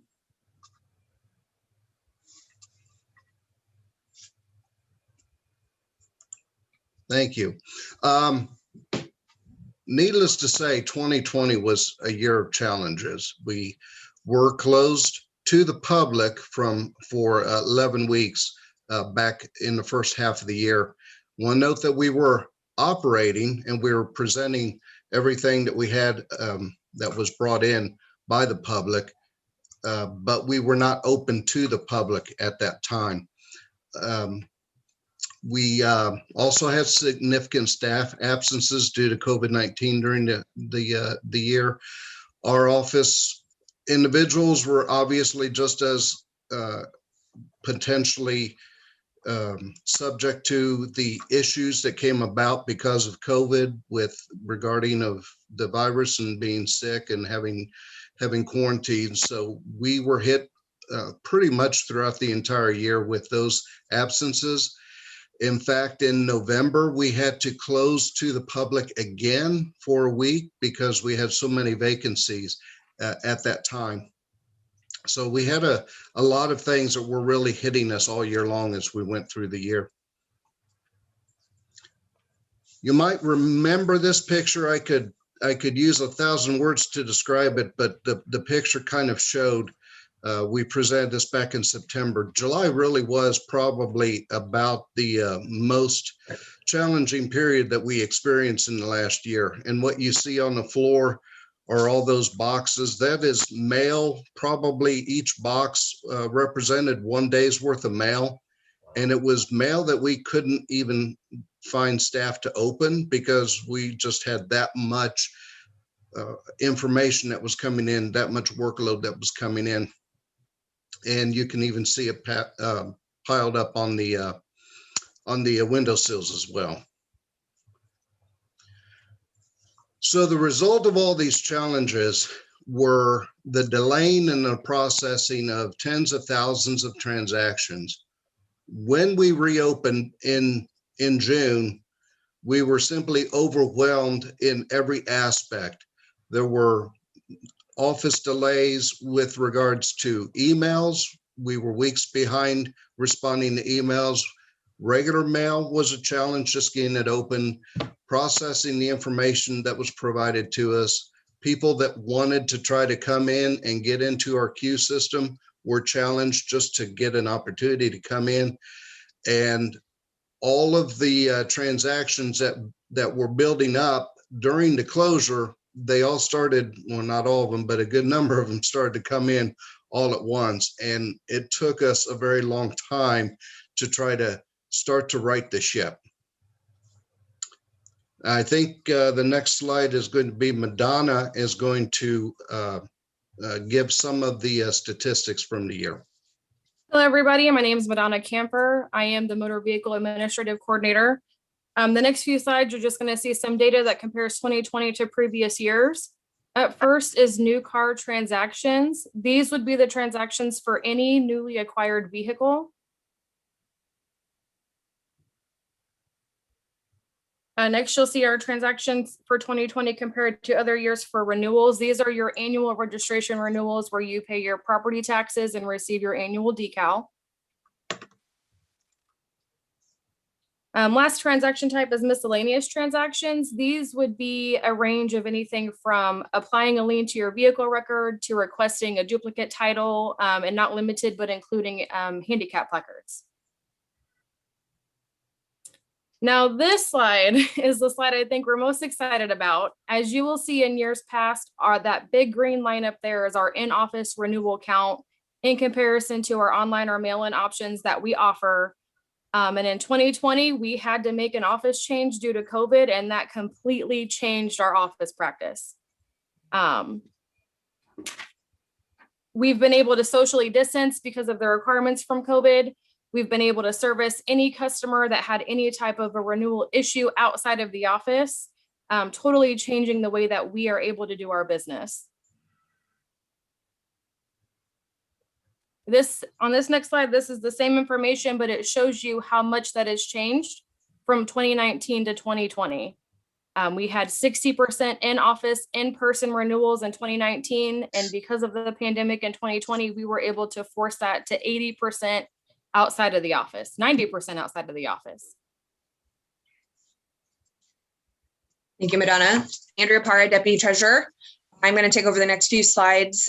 These next 3 slides are going to be what is we figured and counted as about 16 different steps that we would have taken to overcome the issues related to the pandemic. I'm not going to read through all of them. I'm going to just kind of go through a few of the highlighted items that we felt were just most predominant and most important to the operation. In specific order, we designated and implemented the remote title work completion option, which then allowed us to create an online title questionnaire through Open Cities through what's called an open form. It's an interactive tool that allowed you to self-question and answer things based on operation of that acquired vehicle to then know where to go, what to do, and how to do that process, which then created the product of the electronic payment system through Pay It, which is a temporary checkout page that forced you to pay by check, or excuse me, ACH, electronic funds transfer, or credit card without ever coming into this office to do that title work. Another odd step that we took, which is very important to us, was implementing the new appointment-based system. We went live with that in December of 2020 through what's called Appointments Plus, a vendor that was vetted through another city county that we saw them using and we wanted to try, and it really made quite the difference in the perspective of human behavior and what we can and cannot control, and seeing and being able to provide the appointments at specific timeframes. Obviously new and still open and still doing research on what's the best number. We will continue to reevaluate that, and we watch that, the group of us, daily on what's the best number. But we are providing appointments every 30 minutes at both offices, up and running, the annex facility and here at the courthouse as well. Next, of the last set of steps that we took, I would state that would be very important, is 2 items on here. On the left side of the screen, we implemented a new lockbox. Our Treasury real estate site has had lockbox open and functioning pretty fluently for prior to both Rick and I can't really tell you when that started. And eventually that light bulb kind of turned on, and we decided to add that for the motor vehicle. So any mailed in renewal is vetted through our bank, through their lockbox process first, eliminating most, if not all, the renewal mail to us specifically. That's a great tool that we wish we would have done a long time ago, but now we're here and we're doing it, and it's really helping eliminate a lot of the in-office process that we would have had to do, opening mail, triaging that mail, and processing. And then also we are moving to replace the phone system, which is our IVR response system, which is supposed to be fully operable in the spring of 2021. Next slide is something I would like to kind of go over pretty specifically, where we are today and current status. As far as phone calls, yes, we still experience high calls. We have wait times, they still exist, but they are decreasing. I feel because of the options, the constant updating of the website, email address, response, and everything, it is decreasing, but it's still there. Like Rick said, we still get the incoming mail, email, and voicemail. We have reduced that response time significantly from non-existent in the heart of the pandemic to within a day or two, pending, holidays, things of that nature, weekends. Like he's listed here, he's mentioned we are offering, it comes to about 4,200 appointments a month for that newly acquired vehicle title appointment option at either office. Appointments available 30 days in advance. We usually have everything booked solid for about 2 weeks. That is slowly lowering because we are getting through the appointments, and we really, really are pushing that off, the remote option, drop off option, but the appointments are there if they need them. We still have all remote options that we would have had April, May, June, and so on that are still open and available, and we continue to push those as the #1 choice. Thing we still have, though, that is an issue is the title work. We probably still have about 11,000 transactions that we should have got into the office last year in 2020 that are still out there in the hands of the public. And that is one of our biggest tasks to overcome. Now I'm going to switch back gears. This will be where Rick checks back in. So I thought we would present the same spot that we had back in July and how it looks today.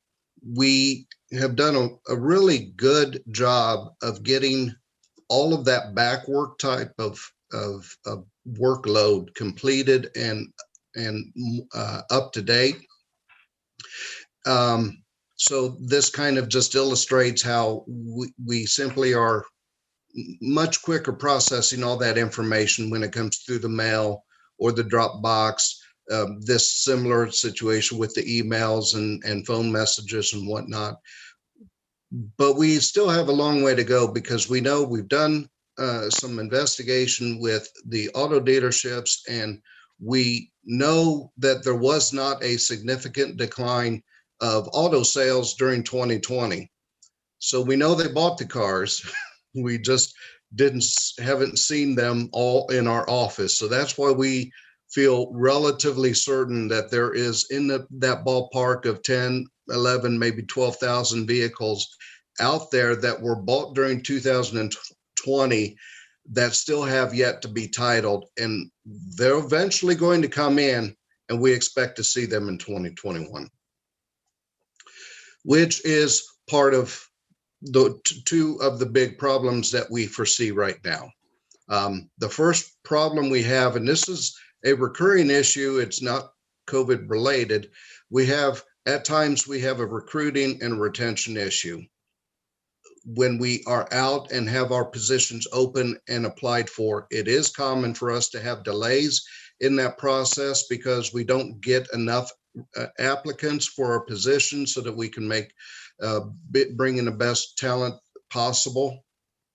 And when we are successful in bringing in some of our best and brightest, we do find that they find themselves looking for other positions in the unified government, which is great for the unified government. When you have good talent, you don't want to see them leave, but they do leave our office and then they go in and we have to start all over again. So recruiting and retention is one of our problems.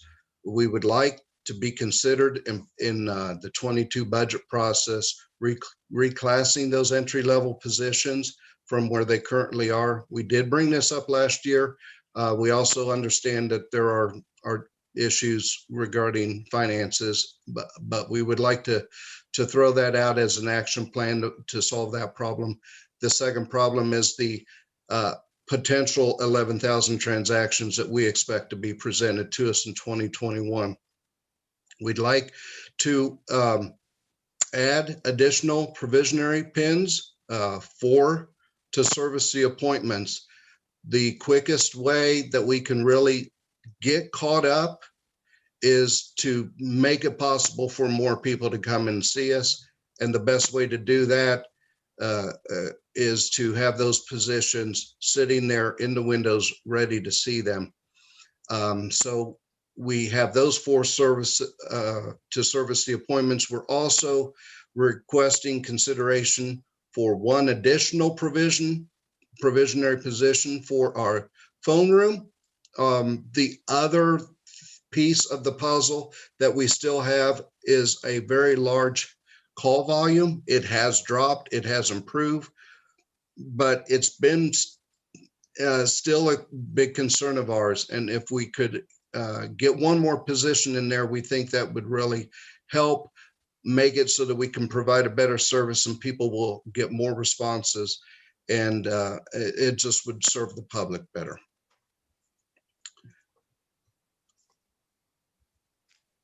Committee, questions? I have just wanted to present this slide. These are the people that have gotten us where we are. These are the Treasury team, both the motor vehicle side and the Treasury side, because the Treasury side is included because we have commonly over the last 8-9 months borrowed them from that side of the operation and had them help out with the motor vehicle side of the operation. So what we have been able to accomplish, and we have accomplished a lot, is because of these people. And in order to get to the point where we're satisfied and we can fully say we've recovered, it'll be because of the work of these people. And then we have 1 more slide that I'm not going to present or talk about. It's just basic information. I figured if we're presenting our motor vehicle, some people might be looking for some information on how to do their work.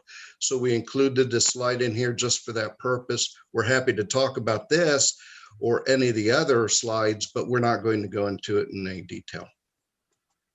And that's what we've got. We're happy to take questions. Thank you, Rick. And before I ask for questions from the committee, I just want to thank you, your staff, Andrea, Madonna, and those that you listed. Thank you for the work that you've been able to accomplish under the most trying of times.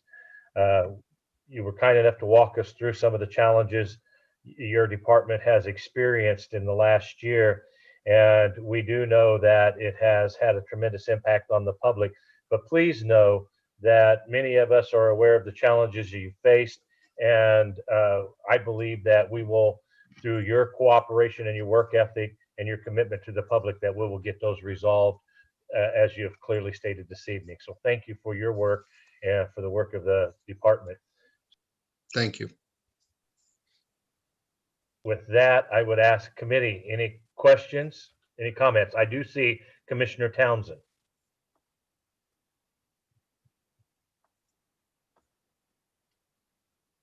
Commissioner, I believe you're muted. Thank you. Can you hear me now? Yes, ma'am. I've said that a lot tonight. Thank you, Mr. Chairman, Commissioner Townsend. Mr. McKissick, Ms. Para, Ms. Campbell, and to all of those employees in motor vehicles and Treasury Department who are not here with us tonight, I want to express my appreciation to you. I know it was frustrating for you all, frustrating at sometimes more than others for the public, but have to commend you on your ability to adapt and persevere through a situation that none of us had seen before. And it's amazing to think that you estimate that another, was it 10 to 12,000 vehicles may show up this year to be dealt with, because people said, I'm going to take my chances. So, you know, it was amazing to see all of the mail that you had to deal with. What was that, in July, and then close it out with the empty floor and the empty window seal with that. I do have a couple of questions specifically with regard to the slides that were shown. And the first one, Ms. Power was speaking, and the heading on that slide said current status. If we can get back to that one. Okay, second from the bottom, all remote options remain. What does that mean exactly? So at this point in time, for operational purposes, all remote options remain available would be renewing online for a vehicle that you already owned. You can get a temporary tag virtually through a remote email option. You can do most of the miscellaneous work that Madonna had previously mentioned, such as a placard renewal, adding a lien to a vehicle record. We can make that work virtually as well. And biggest and most importantly, we have the way for you to title your vehicle remotely without physically coming into an office by Dropbox or mail-in option. And what's the best way for members of the public to know how they can exercise those remote options? Definitely. We keep our website content up to date as most and frequent as possible. It guides you through where to go based on what you're looking to do. A title, there's a link there. Get an appointment, there's a link there as well. We also have what's the UG motor vehicle email, which is the email address that we provide to anybody who wants to ask questions related to how to do business. And we're about day to 2 days out from responding to those inquiries. Facebook, we have updates there. We've done frequently asked questions. We've done posts on Facebook Live. We try to provide that information anywhere that we possibly can. Okay, so you could go, or a member of the public could go to the UG website and search for a link to motor vehicles and see all these options explained or offered there? Yes, Commissioner. We would go to the wycokck.org/auto. That is our hub site.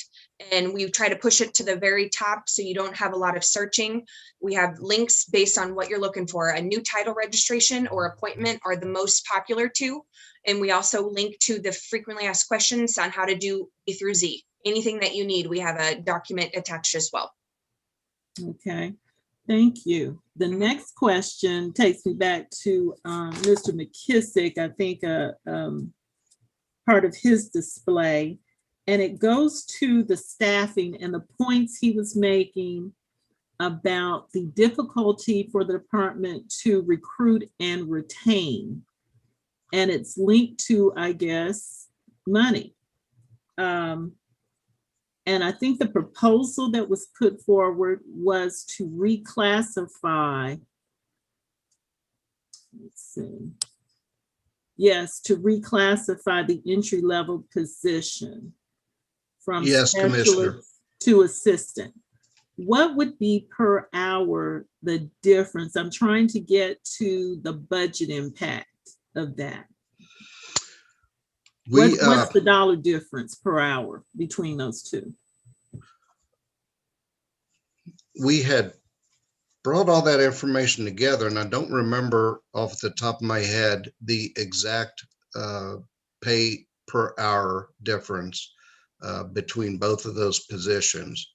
But we had, I will be happy to follow up with you and provide that information to you.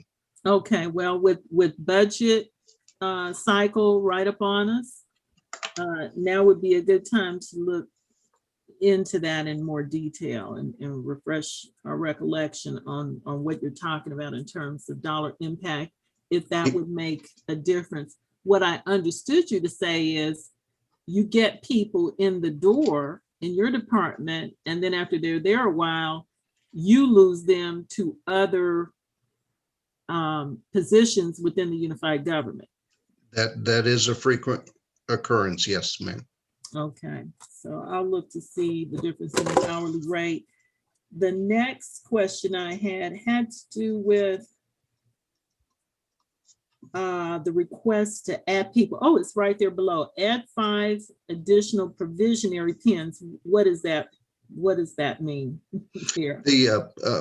It's temporary provisional FTEs, full-time equivalents. That's what the PIN is the appointment number.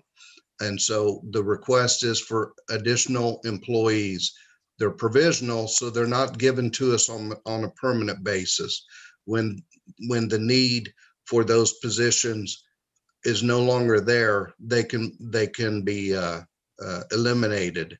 That's what I understand the provisionary position to be.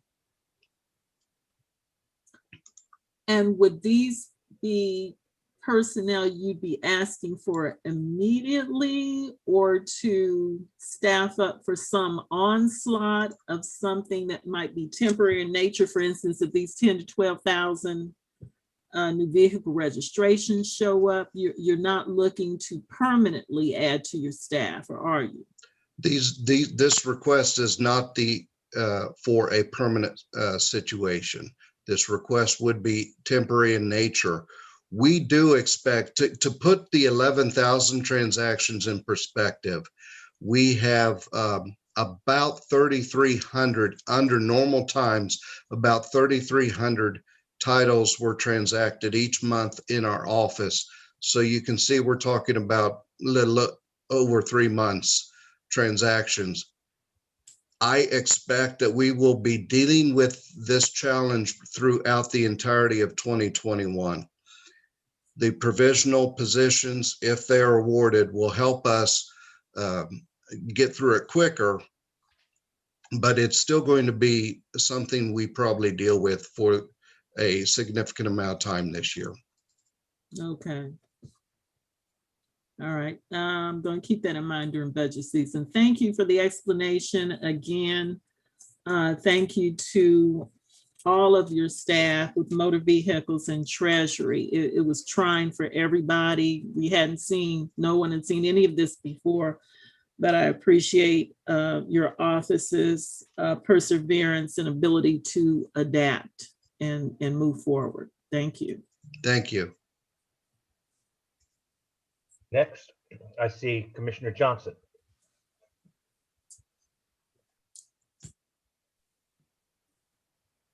Next, all right.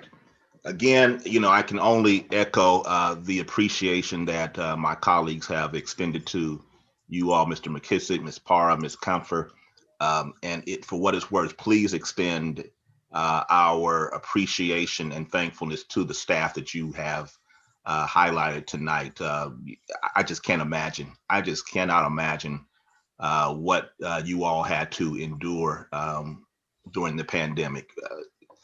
So again, thank you. A few questions.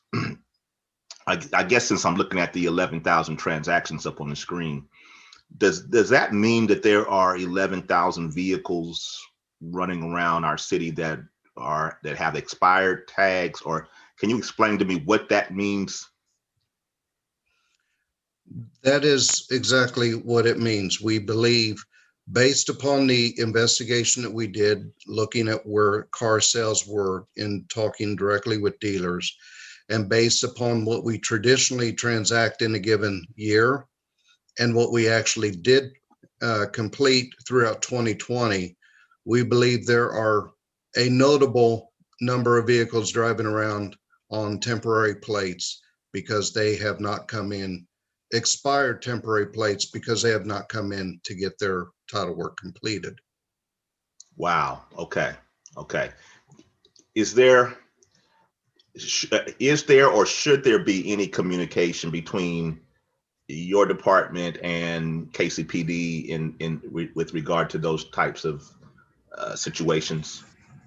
We have been trying to stay in touch with both the sheriff and the Kansas City, Kansas Police Department.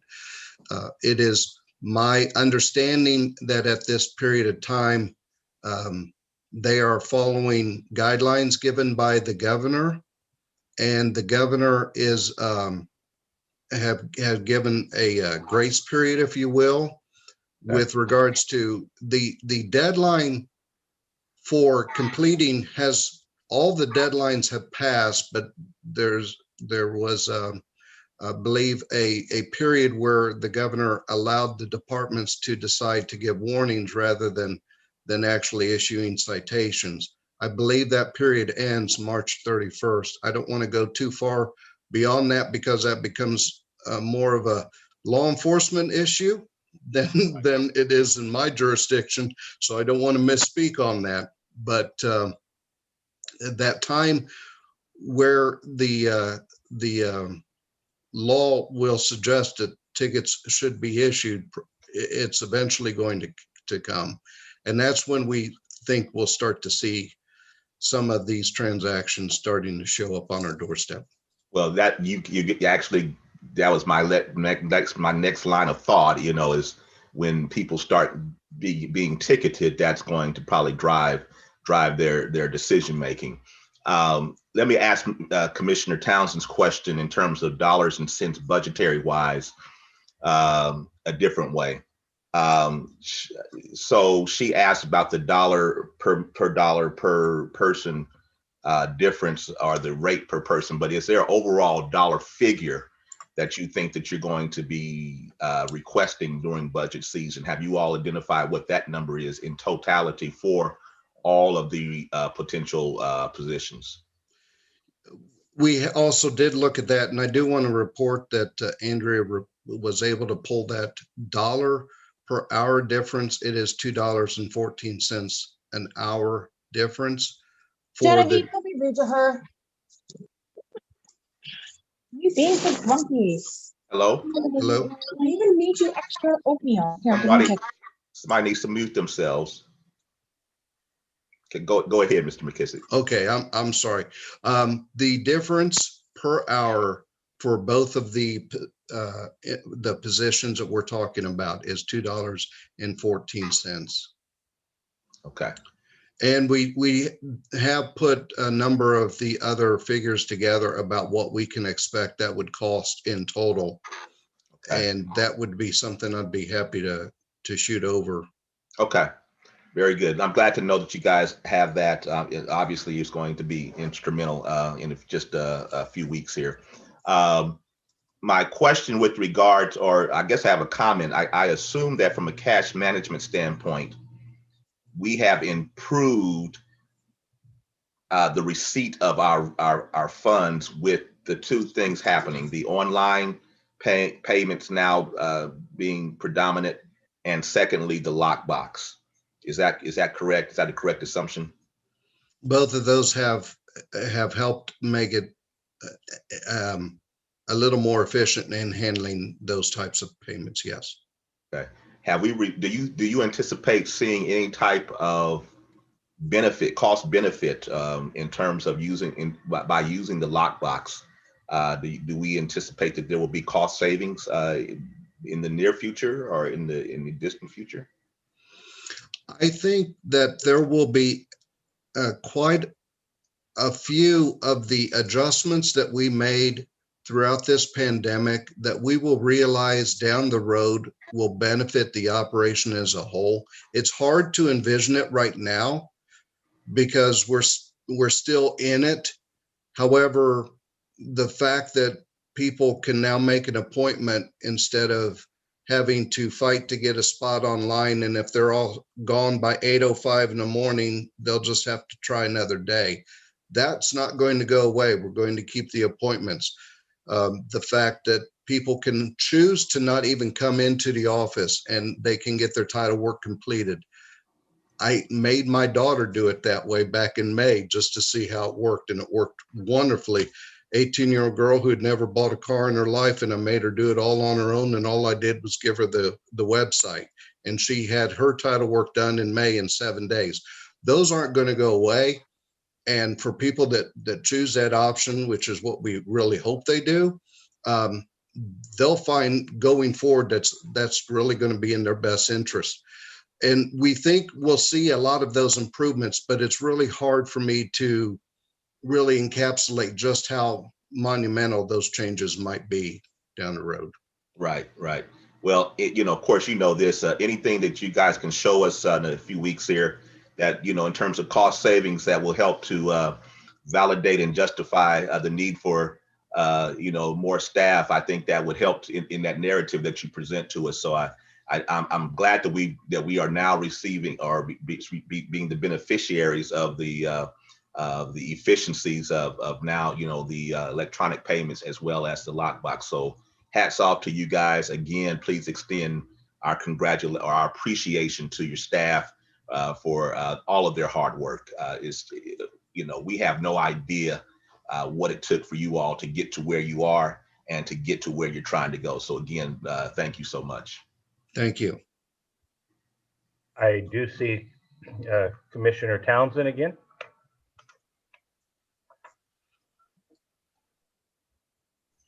Yes, thank you, Commissioner, Mr. Chairman, Commissioner Townsend. Still on the issue, Mr. McKissick, of the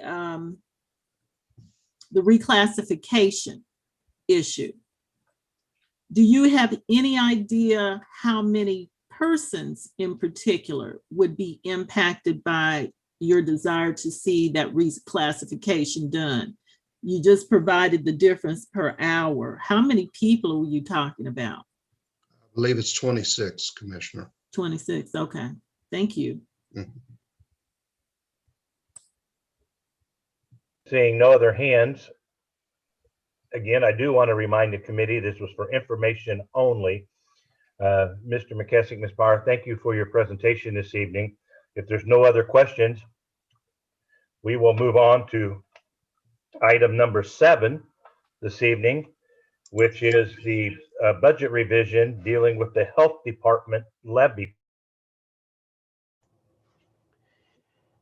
Commissioner and Chairman, thank you. This is Kathleen Von Atchen, the Chief Financial Officer, and I would request an indulgence, please. I noticed on the agenda that the order of the items would be best presented if we first started with presenting how we ended 2020, then proceeded to the budget revisions, and then went to the health department for 2021.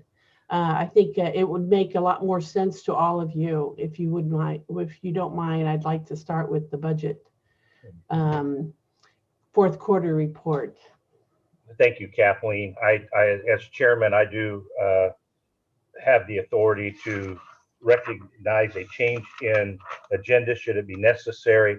And I would agree that it would benefit the committee and the public if we were to look at item number 8, the fourth quarter 2020 budget revision prior to the budget revision on health department levy fund. So with that, are you going to be making the presentation, or is Mr. Lindsay? Well, I'd like to start with actually item number 9. Oh, the fourth quarter actuals report. Yes. Okay. Thank you so much. My question again is, which one of you will be making the presentation? Mr. Lindsay or you? I'm going to start off, and then Reginald Lindsay will take it from there. Okay. Okay, great. Thank you, Kathleen. All right. I'm going to share my screen.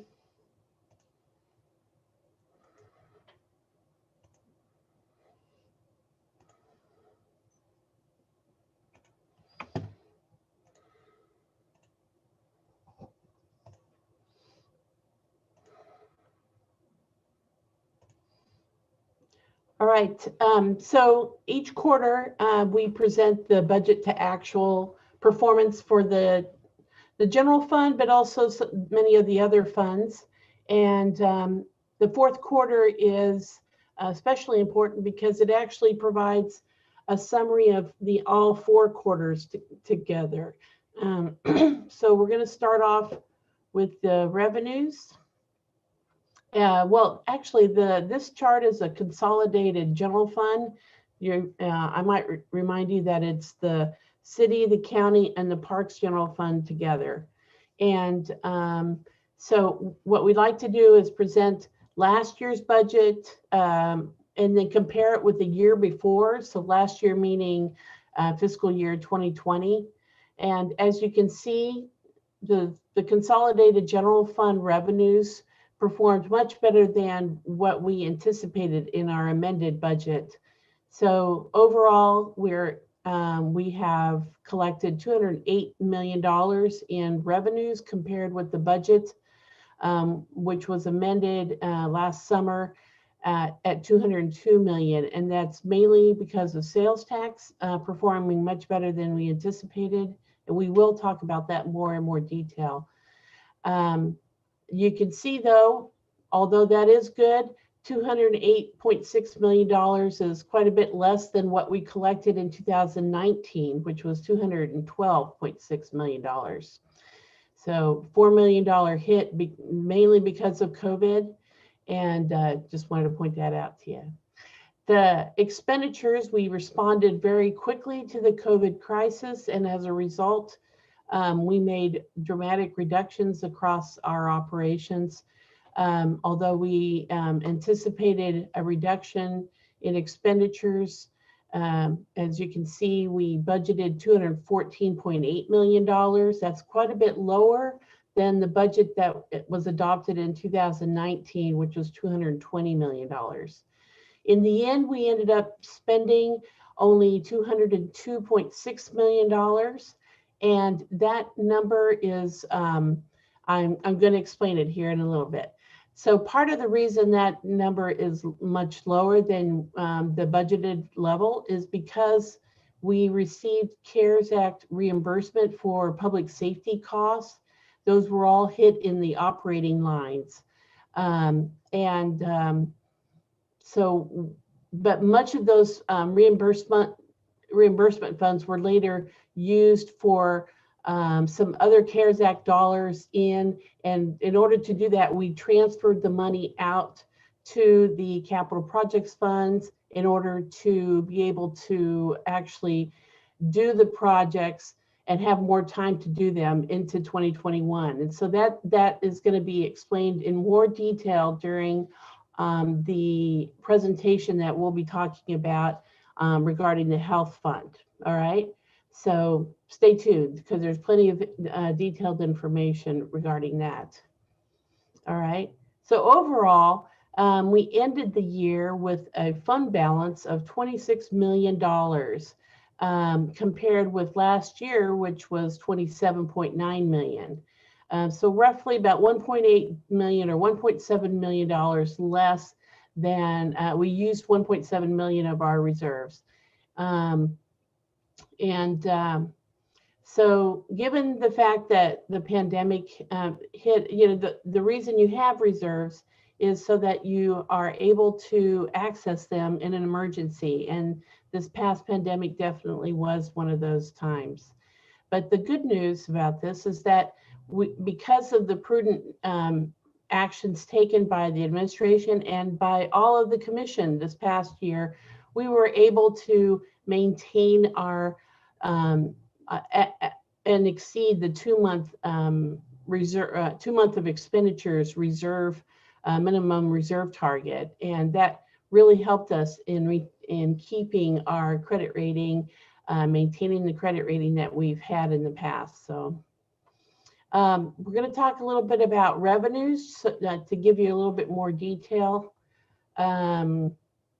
So as you know, we have 3 funds in the general fund, and we're mainly going to talk just about the city and the county general fund. So the city general fund revenues is much more dependent on sales tax than the county general fund, which is more dependent on property tax. And the pandemic definitely impacted the level of sales tax collection that the city or the unified government received. But it didn't impact it near as much as we anticipated. We anticipated it to be much greater. So as you can see, property tax remained very consistent with what we had originally budgeted, and it came in at 100% of what we budgeted. There was slight uptick in the delinquency rate in the latter half of the year, but not significant. Sales tax came in at $44 million for the city general fund, and that is $6 million greater than what we anticipated in the amended budget, which you can see here is $38.7 million. So as a result, that resulted in the percentage of collection was 14.5% greater than what was budgeted. Other tax revenues came in slightly lower, but not too bad. So that actually that's partly alcohol. The alcohol sales tax related sales, those came in lower than we anticipated. Permits and licenses we did see quite a reduction in permits and licenses, as you know, citizens were perhaps, had a difficult time getting to our offices or being able to do their business remotely. So charges for services they came in better than we anticipated. They're at $11.6 million. Fines and forfeitures were significantly reduced during the amended budget process, and they even came in, well, they met the reduced level. So that was at $2 million. And transfers came in as anticipated. Some of the transfers we did not undertake. There was an anticipated $1 million transfer from the transient guest tax, which was budgeted, and we ended up not doing that because it would have been a borrowing and we didn't want to proceed with that. So here is, and so this chart down below here is a comparison of the actuals for 2020 with what was collected in 2019. So you can see the blue is the prior period of 2019, and then the red is the 2020 figure. And as you can see, that comparison, there are quite a bit of variance amongst the various categories. Kathleen, even with those variants, though, the city's revenue general budget is promising at 103.8%. That shows an increase of nearly $6 million year to date in the fourth quarter. And I'm pleased to see that the sales tax projection that I felt was very conservative at the beginning of the year has performed as I expected, as the information from the state had come down in reference to our sales tax.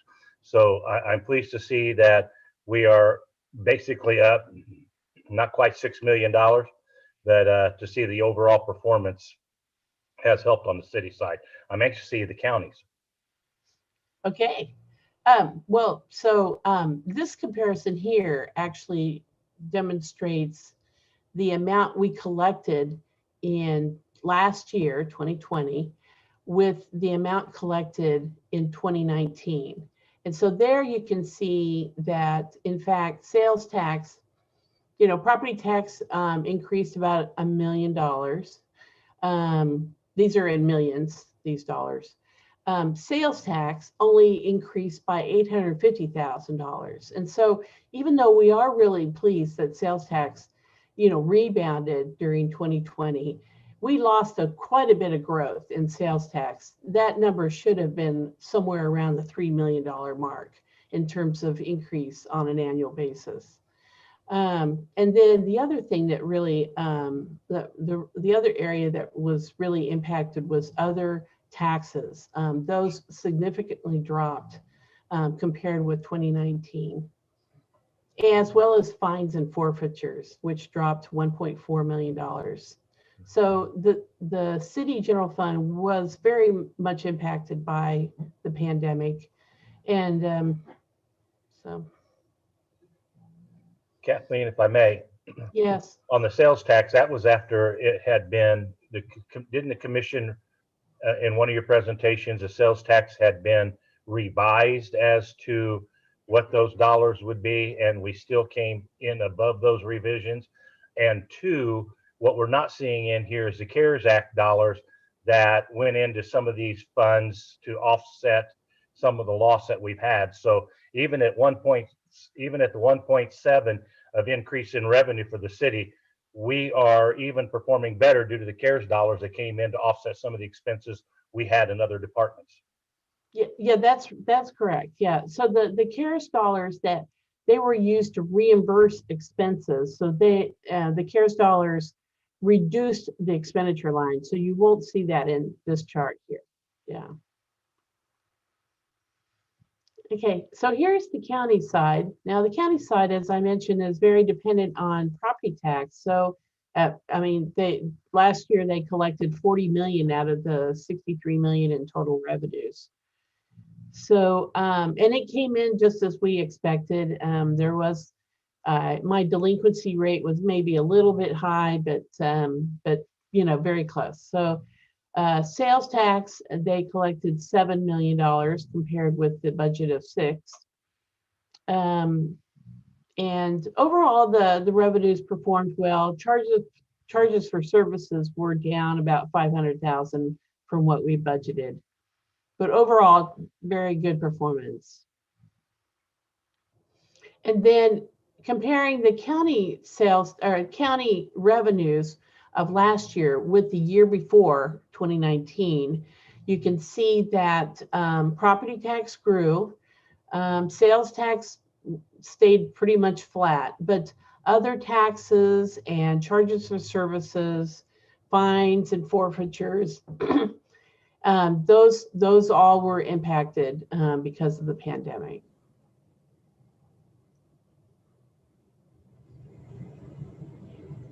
And so now I'm going to let Reginald Lindsay continue with the expenditure side in the rest of the presentation. Okay. So the current slide is going over the city general fund expenditures. There's two different views on the screen. One is a view of the budget comparison for 2020's budget versus 2020's actuals. And then the second view in the bottom right-hand corner is a comparison of 2019's actuals versus 2020's actuals. So looking at the grid up in the upper left-hand corner, we're looking at the city general fund, and we have 6 expenditure categories going down the left-hand side of the page. And so we got personnel, basically, which is made up of salaries and pension and overtime. And then we have services. Some of the big expenditure items there are transit, trash, and also, and then we have supplies, and we have natural gas and fuel, and then parts. And then at the bottom there, we can see we have a total of what the total budget is, $147 million. Last year was $151 million. So we can see of that total, we spent $144 million this year. One of the things that we're looking for here is we see over towards the right hand of the chart is a percent of budget that is spent. So we're looking for ideally to spend less than 100% of the budget. So we see in most of the categories, we did spend less than 100%, but there is one that sticks out. The fifth category, which is miscellaneous transfers going out. And we can see that is at like 626%. And basically what that is savings that we had from the CARES dollars that were transferred out to other funds. And Kathleen is going to cover that in the upcoming presentation that we have a little later on tonight. But we were able to do that because of savings that were in personnel. Then the next table, which is bottom right-hand corner, we're looking at the 2019 actuals versus the 2020 actuals. And basically what we can see there is we have the 6 expenditure categories also. And we see the total in 2019 was 145 million. And in 2020, the total was 144 million. So we were about 1% less expenditures this year than last year. And we can kind of see where some of the savings that came in were in personnel compared to last year, and then also services, and then supplies at like 18%. Personnel was at like 3% savings, and services are at 9% savings. But we can see again where the miscellaneous transfers, they were higher than last year at about 300%.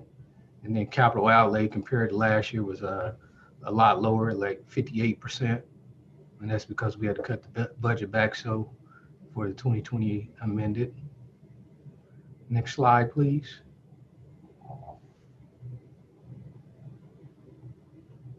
Yeah. So current, we were looking at the county general fund expenditures, and same setup as the prior slide where we have a current year budget comparison in the upper left-hand corner, and then year-over-year actual comparisons in the bottom right-hand corner. So looking, rule of thumb with looking at the 6 expenditure categories, we want to be at or around 100% or below.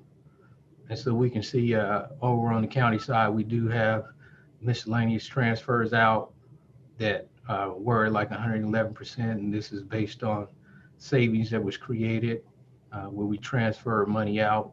And the savings that was created was because of the CARES funding. And so looking at personnel, again, personnel has some of the bigger expenditures there are salaries and pension and overtime. And then over in services on the county side, some of the bigger expenditures are inmate medical, and then also inmate housing, and then some of the bigger departments over there are district courts and district attorney. So as we look at the bottom right corner at the table this here, looking at the 6 categories, we're comparing 2019's actuals to 2020's actuals. And we can see where personnel did jump up like 2% compared to last year. Services were up like 6%. Supplies were down 12%. And then miscellaneous transfers, they were up like 200%. The capital outlay was down 23%. But overall, we spent like $5 million more than last year. Next slide, please.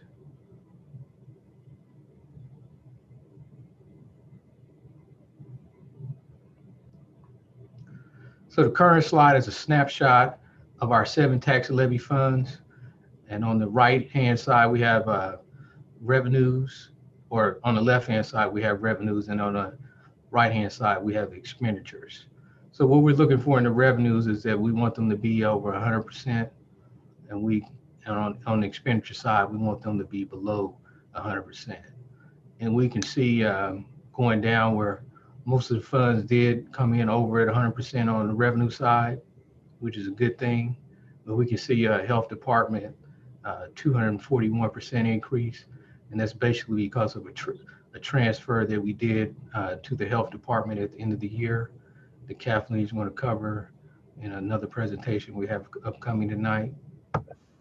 And then on the expenditure side, we can see that most of the funds, or all the funds, did come under 100%. So that's what we wanted to end the year at, is those funds being below 100%. Next slide, please.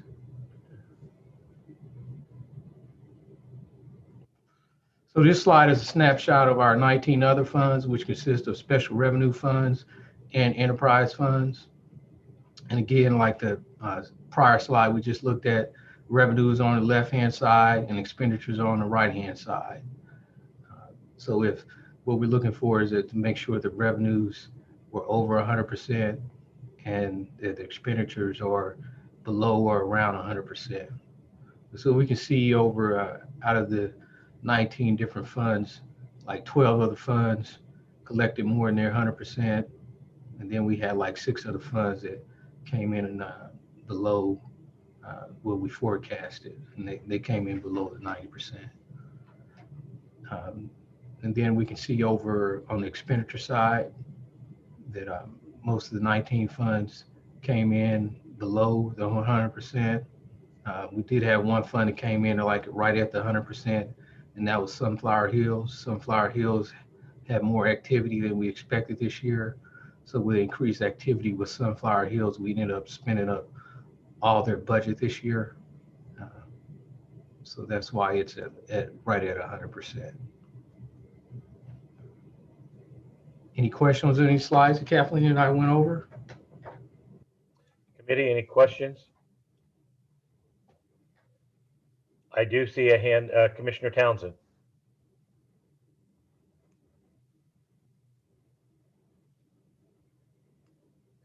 Commissioner, I believe you're muted.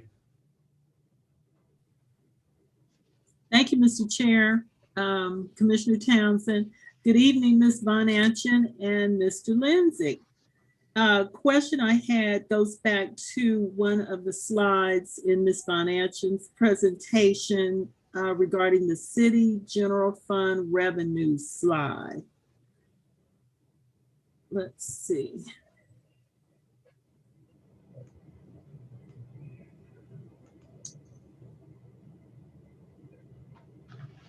And it had to do with the other taxes category.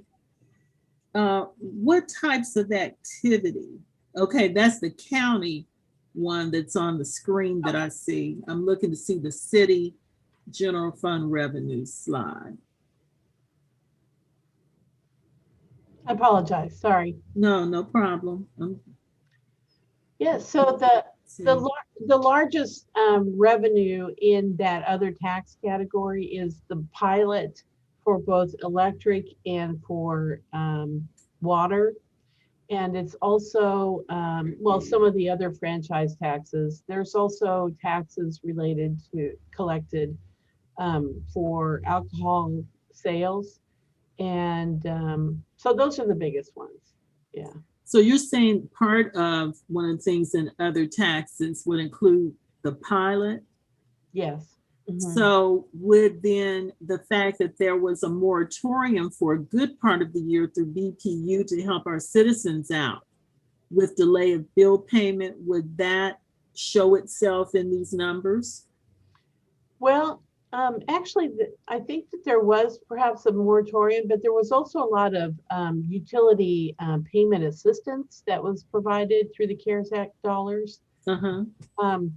I think the biggest part of the reduction in the pilot was because a variety of very large industries were shut down during the shelter-in-place period. And so those utilities were not consumed in effect. And so the consumption levels dropped quite a bit during the year. Okay, that was the only question I had. Thank you both for the presentation. Thank you. Thank you. Any other questions or comments? I don't see any from our attendees this evening or from any of the other commissioners at this time.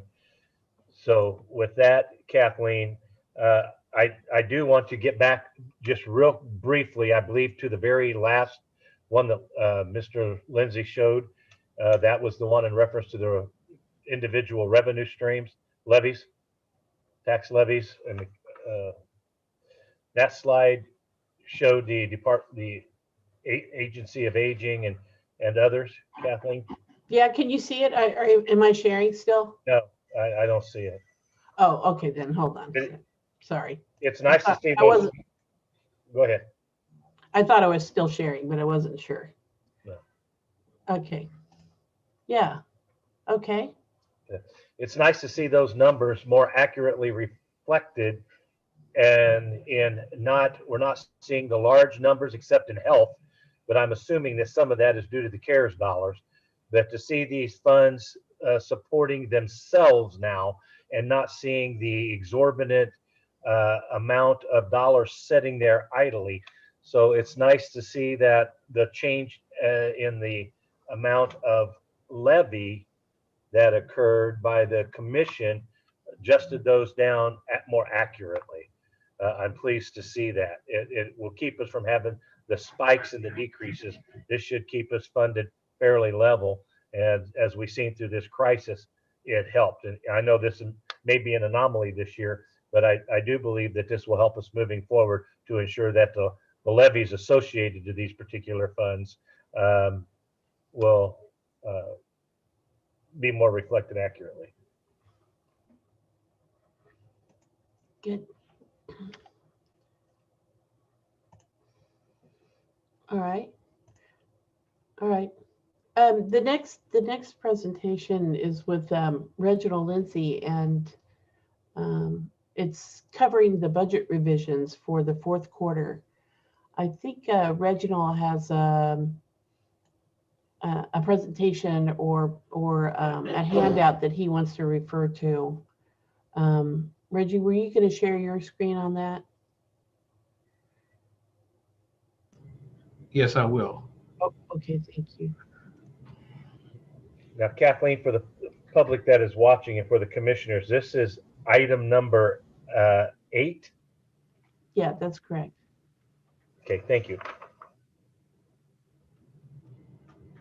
So when departments request to shift funds that are greater than $10,000 or move money for contingencies, a budget revision request is sent to the county administrator's office. And then if amount is over $50,000 and it's an emergency, a budget revision request is sent to the county administrator's office and also Mayor Alby's office before we transact it. And then if something is over $100,000, it has to come to this committee before it's approved for us to move the funding. So in the fourth quarter, we had 10 transactions. Two of them were in public works, 2 of them were in parks, 3 were in the police department, and 1 was in WICO radio, and 1 with the legal department, and then 1 with the elections office. And 2 of the items were brought to this committee back on November the 30th. And the reason they were bought was because they were over $50,000, and within our policy, we have to bring those to the committee right after they happen. Are there any questions about the 10 transactions that were done? Any questions, committee? We've asked that those be presented on a quarterly basis. Seeing none. Reggie, please continue. And then there was a second set of budget revisions that were done. There were 20 transactions, and these had to do with moving funding related to COVID spending and reimbursements that we had. And these are going to be covered in Kathleen's next set of slides. But the total on these were ended up being like $9 million, and they'll be covered in the next set of slides that Kathleen is going to go through in more detail. And so, Reggie, I do see a majority of those are for capital, and probably 8 or maybe 5 for operating expenses. Yes, that is correct. Okay. And so we moved them to some to the capital projects fund, and then also some went to the health levy fund. Thank you, Reggie. Okay. Committee, any questions, commissioners? I just wanted to comment. So even though we kind of classify them as capital, capital's where we put funds that we're able to spend over multiple years. So some of the items aren't necessarily 100% capital. They're more just items that we needed more time to spend on. So just so you know. Kathleen, will you restate that again? I want to make sure I understood your comment. Well, some of our projects that we have in the capital fund aren't necessarily, for streets or roads or for an asset necessarily, but for a project that is being done to enhance or make our operations more efficient. And so it's in the capital fund because we're able to do it over multiple years. Operating is budgeted on an annual basis, and capital is budgeted sort of on a multi-year basis. So, thank you, Kathleen. Yeah. Reggie, any other comments? No more comments. Thank you. Does that now take us to item number 7? It does. It does. Okay. I'm going to share my screen. Yep. Committee and public, those 2 items were for information only. Item number 7 is the budget revision for the Health Department Levy Fund, and that will be an action item, and that will be our last item for this evening. So at this time, I do have both Reggie to present, and I'm assuming that Kathleen will be presenting also. So this item will be presented by myself, Julianne Van Loo, the Health Department Director, and Wesley McCain, who is the COVID Resources Manager. Okay. Okay. Ladies and gentlemen. Thank you. So the CARE Spark Committee from the Governor's Office provided us with the opportunity to do a public safety reimbursement, and that was during 2020. And so here is a list of the reimbursements we received through the Spark Committee into the city and the county general fund, as well as dedicated sales tax and emergency medical services. These are reimbursements that we received through the Spark Committee. The city general fund received $5.9 million. The county general fund, or the sheriff's office, received $800,000. And the dedicated sales tax received $348,000, and EMS received almost $500,000. So for the total of $7.5 million. So what we're going to focus on in the rest of this presentation is the $6.7 million figure here, because we just we left the amount that the dedicated sales tax and emergency medical received as reimbursement. We just went ahead and credited their personnel lines and didn't do any further action. That helped to mitigate some of the costs that they incurred during the pandemic. So first I want to go to, the city general fund. So with the $5.9 million that was credited to our personnel line, we did the following. We decided to use those funds rather than just letting them go to fund balance. We decided to use those funds to do a number of projects that would assist with our COVID fighting activities. So first off, we spent $500,000 in COVID communication by putting out a citizen, and we wanted, and some of these funds we weren't able to spend in 2020, and as a result, we had to move them into a capital budget or capital fund in order to be able to spend them in 2021, because some of these COVID, the COVID fighting activities don't just end on December 31st. So we have set aside $500,000 to continue our strategic communication efforts. The second was Open Cities Web redesign, And then we did a number of improvements to the HVAC systems that, or we're going to, sorry, I meant we're going to in 2021, to a number of HVAC systems that are city related. We have set aside $250,000 for as the grant match for the fiber improvements that are being undertaken. There's an additional $800,000 in bathroom improvements in our various parks and recreation.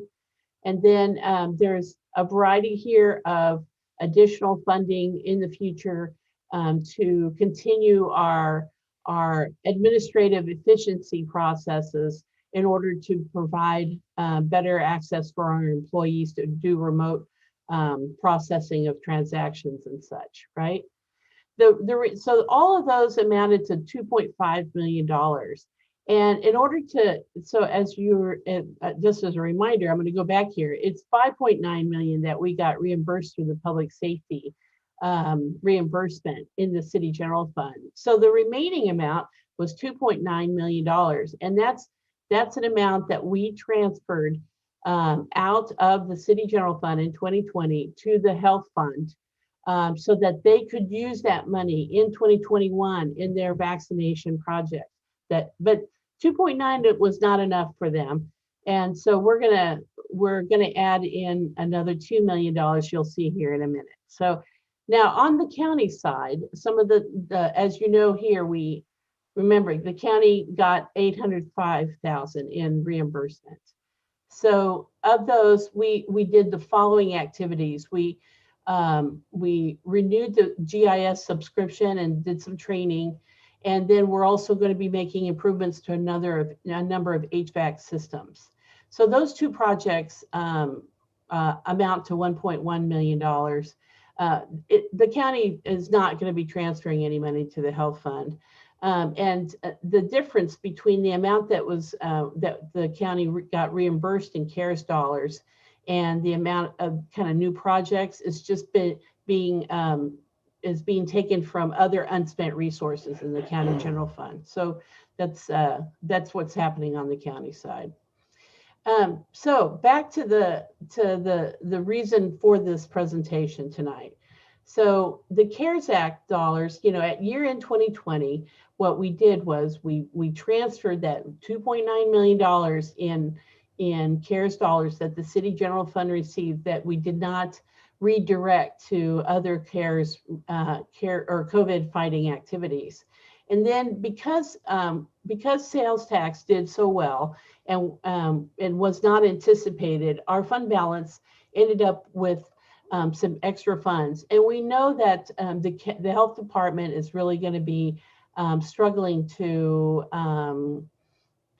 proceed with the vaccination effort that they're going to talk about here in a moment. So we've identified another $2 million that we transferred in 2020 to the health fund. So the health fund in total at the end of 2020 received $4.9 million. So, and just to be clear, you know, this amount that we're transferring, it is affordable. The combined general fund is estimated to end 2020 with a reserve that's 20% of the operating expenditures, including this $2 million that we're transferring to the health fund. So our minimum target reserve is 16.67% or 2 months of expenditures. So we're maintaining that, you know, we're at 20%, which exceeds the minimum target. All right, and then the other thing I wanted to mention is that so what we're asking tonight is for, even though we've transferred the money over into the health fund at the end of 2020, the health fund still needs the budget authority to spend the $4.9 million in 2021. And so that's what we're asking for you tonight so that they can proceed with spending this $4.9 million. Now, we could have you do a formal approval of that as part of like a formal budget amendment. But what I mean by that is we would have to, state law would require that we hold a public hearing and so forth, similar to what we do in July when we amend the current year budget. But what we're hoping tonight is that all of you will approve this with a voice vote without any resolution.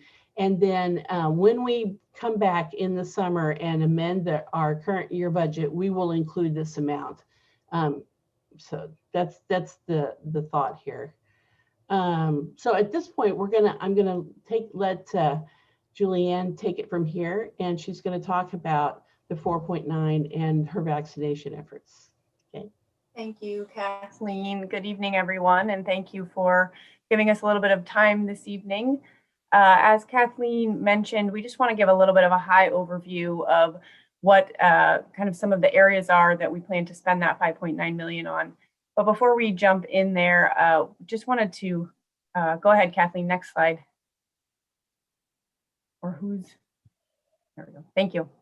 Wanted to spend a few minutes just looking back over the last year, talking about our efforts in terms of contact tracing, testing, et cetera, and the many activities that were funded via our portion of the CARES dollars that we received through approval with the commission. So at a high level, since last March, it's hard to believe it's been a year now, but since last March, our COVID-19 response has had 4 primary goals.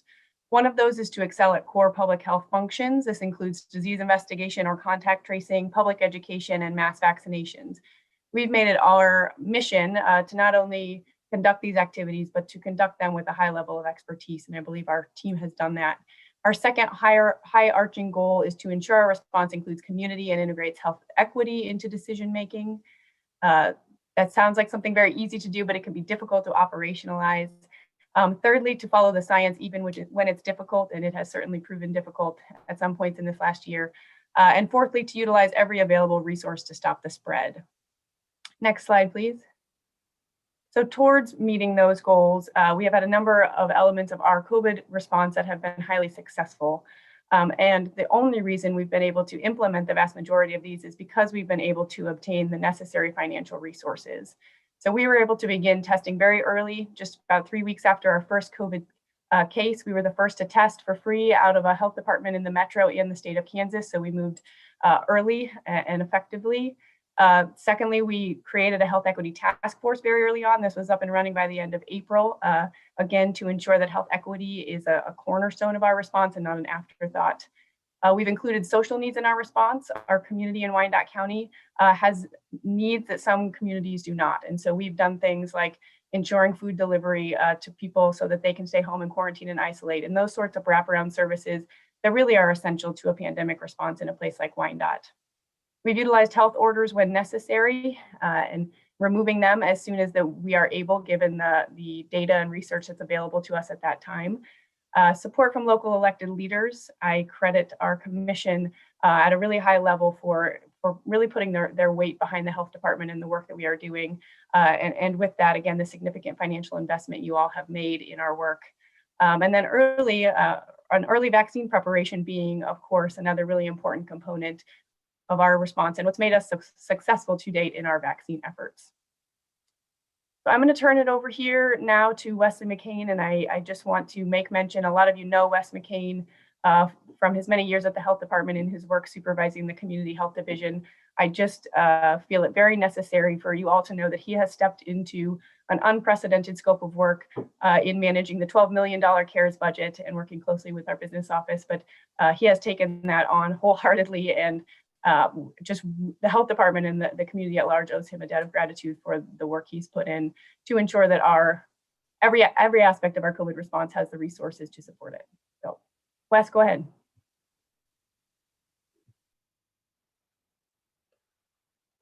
Thank you, Julian. Embarrassed me a little bit. So these are our major cost categories that we're looking at for overall COVID response for 2021.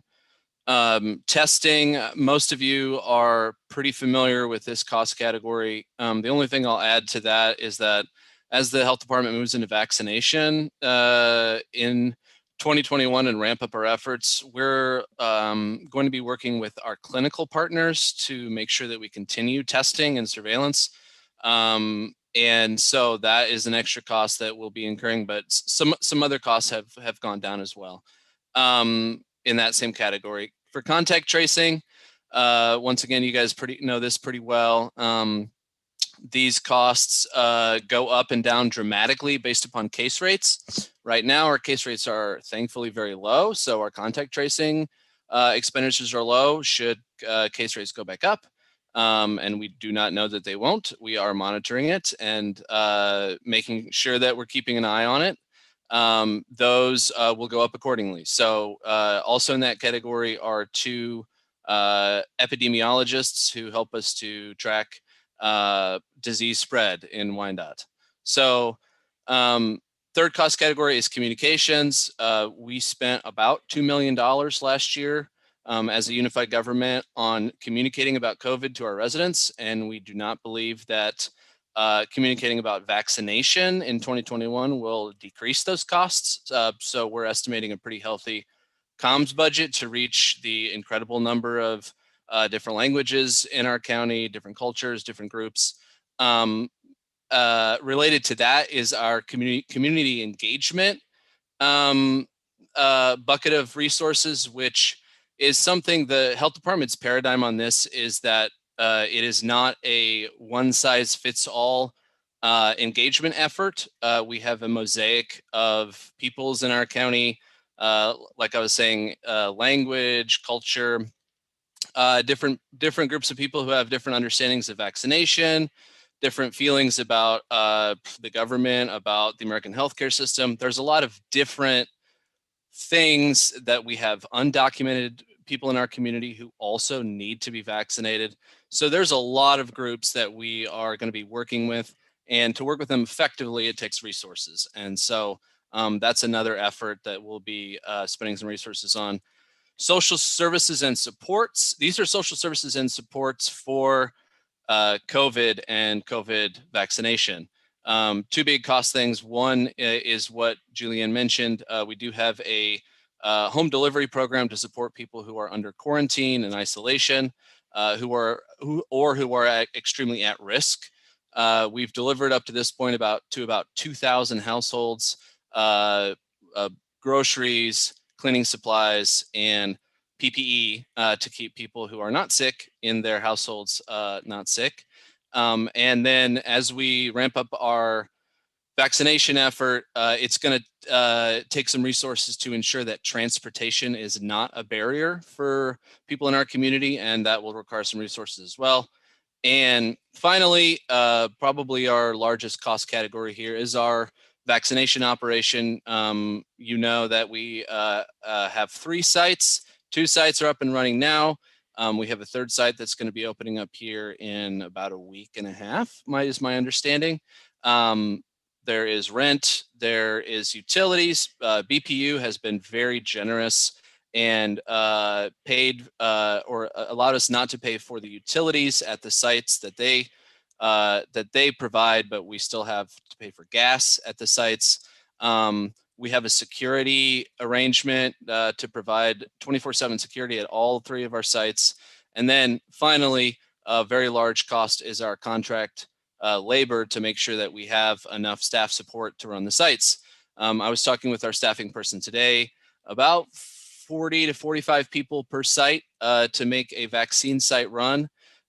We have gotten a lot of response from the volunteer community in and around Kansas City. That was one of the benefits of us standing up our sites early and getting the word out about our sites early, is that we've had a lot of volunteers who have really been helping run our sites. And so but we have to have a paid workforce to continue to run these sites for the duration of when they're needed.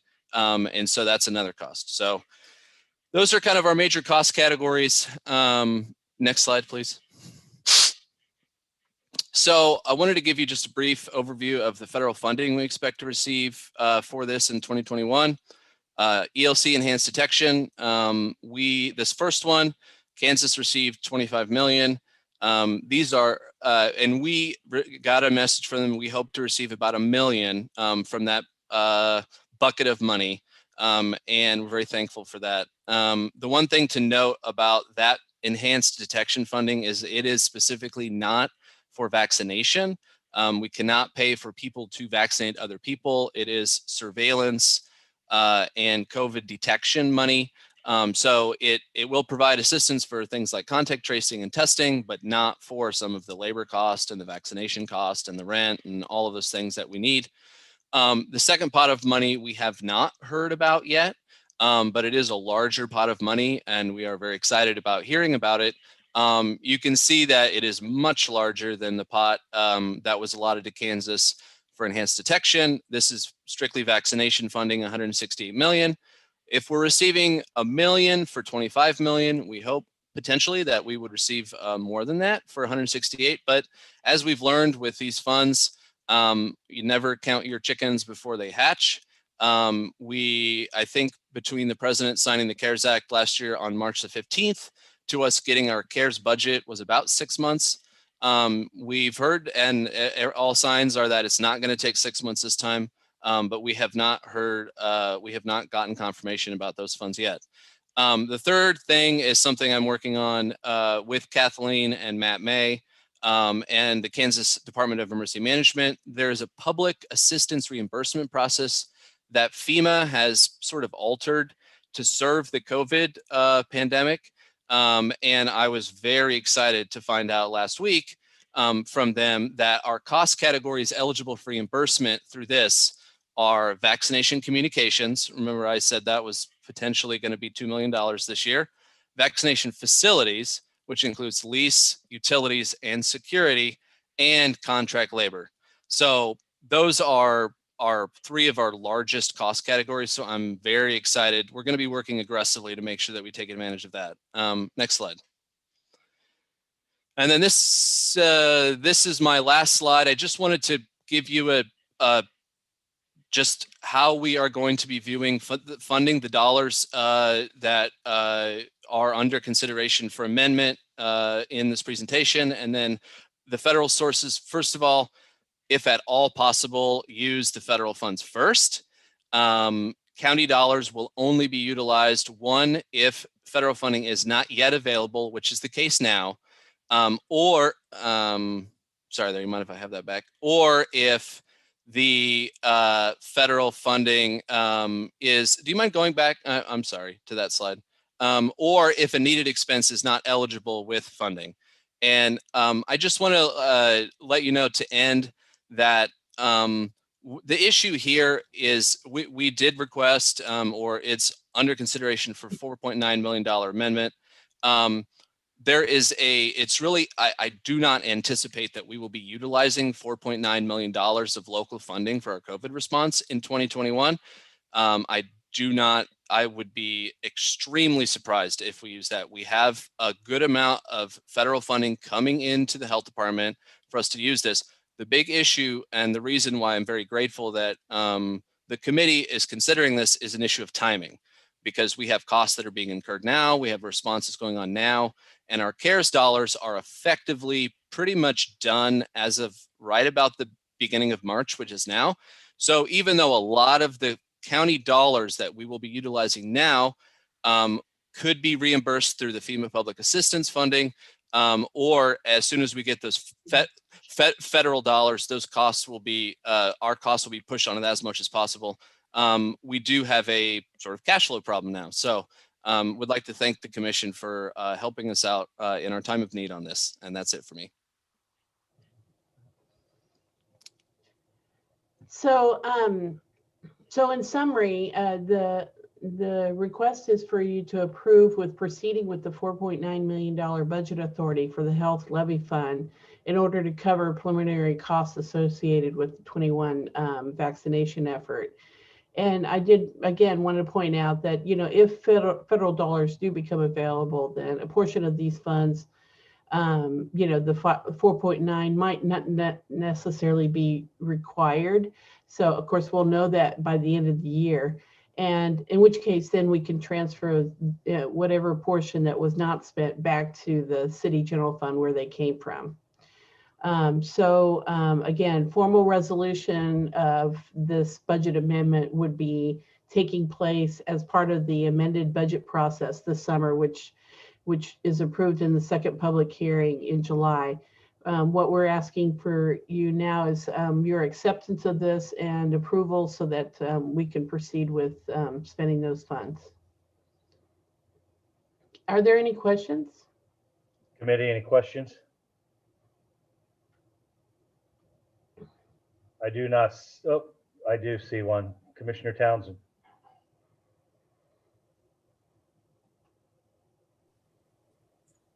Thank you, Mr. Chair. Commissioner Townsend, wish to thank Ms. Van Loo, Mr. McCain, and all of the employees at the health department who've been involved in any way over the last year with trying to fight the COVID scourge in any form or another. I have to say that I was so impressed having gone out to the former Kmart site with the efficiency with which it was running, with staff and our volunteers who were all so professional, so amiable to the people who were coming out, so efficient. And we have seen our governor come out, state representatives and US congressional representatives at the congressional and the Senate level. So word has gotten around that Wyandotte County is a model for the resources we have in using. So having said all that, this was a lot to take in. So my question is, because I thought there was another number beside this 4.9 that we saw on an earlier slide. You're asking for 4.9 million budget authorization for the fund. Where is that coming from? Is any or all of that already on hand? So the $4.9 million was a transfer out of the city general fund to the health fund that took place at the end of 2020. It's a combination of the 2.9 and then the additional 2 million for a total of 4.9 million. But all of that came out of the general fund. The city general fund, yes. So what we're saying by this request is that we do not have funds particularly earmarked from other sources at this point. It may be coming to deal with COVID. Is that correct? Simply put. Yeah, that's correct. The CARES dollars we received last year have effectively been spent. And so this is what we have so far. Of course, we anticipate we'll be getting additional federal funding, but we're not sure of the timing of that or how much it will be. And so we need to continue our efforts. And that's why we need the 4.9 at a minimum to continue with the efforts that are currently underway. Okay, well, that in a nutshell were my questions and comments. Thank you. Thank you, Commissioner. Any other questions? Or I see Commissioner Johnson. Thank you, Chair. And I don't want to belabor the time again. Extended thanks to all of you all that have put in so much time as we have just tried to traverse through this arduous path called COVID-19. You know, if we say thank you every time, we still haven't said thank you enough. And that's just genuine in terms of what we have seen. And when you consider I think the quality of personnel and the way that you all have responded, it seems to me that hopefully we're going to really see some real improvement in our overall county rankings as it relates to our health standings in the coming years. Having said that, I just real quick question in terms of the larger amount of money that is to come. I think and as we look at how the money has been allocated, I suppose, I think this is the way I want to frame my question. How is that allocated? Is it based on the population of the local community that determines how much is being allocated to us, or is there some other matrix or model that they use? Sure. Thank you, Commissioner, for those words. And as relates to your question, so we only know how they're allocating that smaller piece of detection money that Wesley was talking about, that 25 million. The way they are doing that is every county gets a flat 100,000, and then on top of that, it's based per capita. So the smaller counties would have received real small amounts. So the bottom floor is 100,000, but then after that, it's per capita. I assume it'll be the same with the next pot of money, but of course, the state could do with it what they like. Do you know how much the highest county received by any chance? Oh gosh, I don't. Wes, do you? For the 25 million? Yes, yes. I saw that a county received over 3 million. And we have 165,000, and so that would probably be Johnson. I would guess probably received that amount. Yeah. Okay, that's all. Thank you all. Appreciate your work so much. Thank you, Chair. Thank you. I appreciate it. There's been accolades paid to all of you this evening for the tireless efforts you put forward to ensure the health of our community. Thank you for your tireless efforts.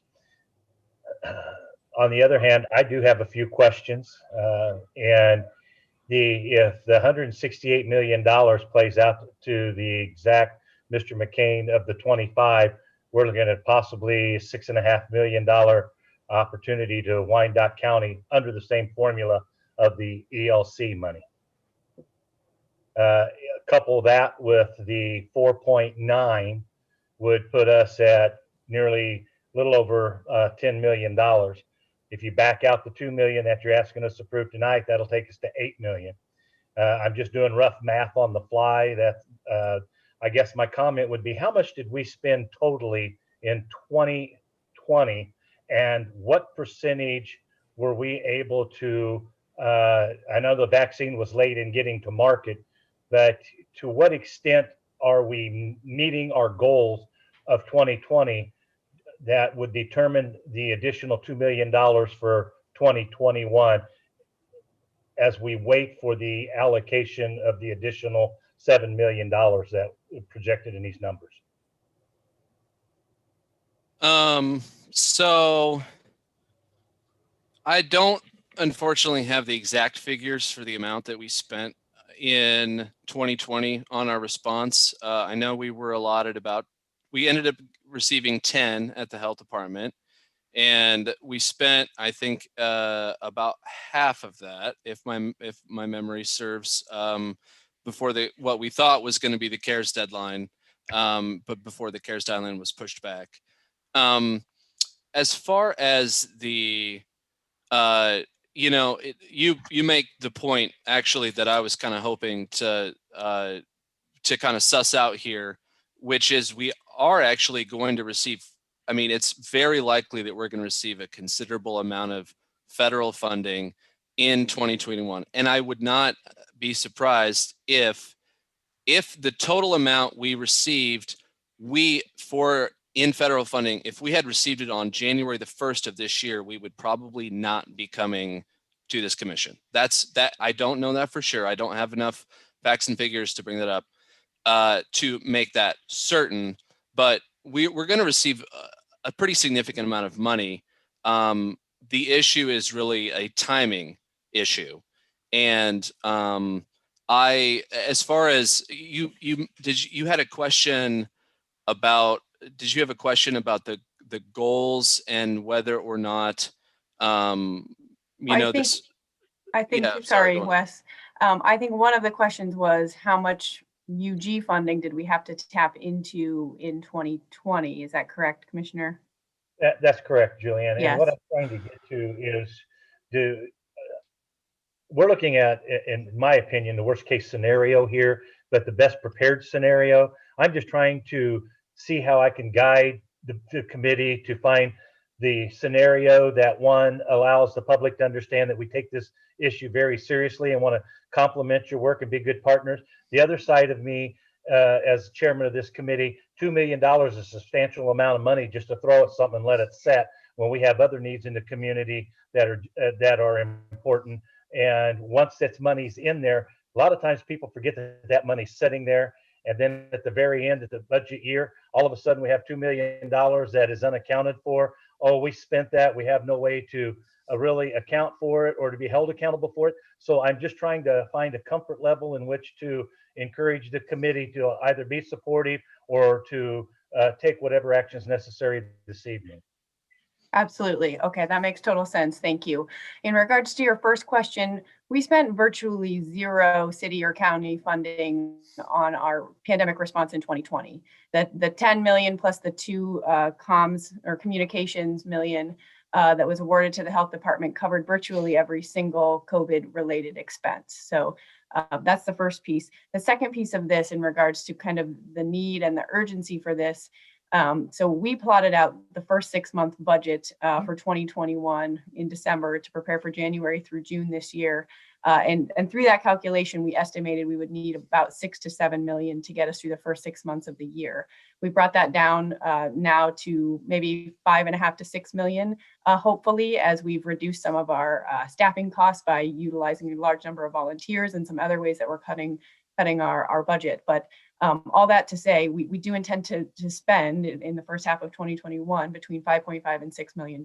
And so we do indeed need the funding now. It's costing us about $1 million a month to staff our sites, and we'll be bringing our 3rd site online next week, which will include some additional costs for us. So without this money, we could get another 2 months maybe, but after that, we truly don't have anything unless that federal money lands before then.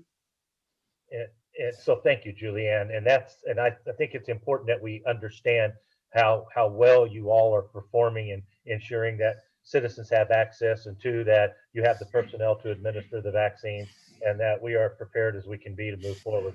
The importance of the budget issue is to ensure that we're not starving ourselves on one side to overinvest on another.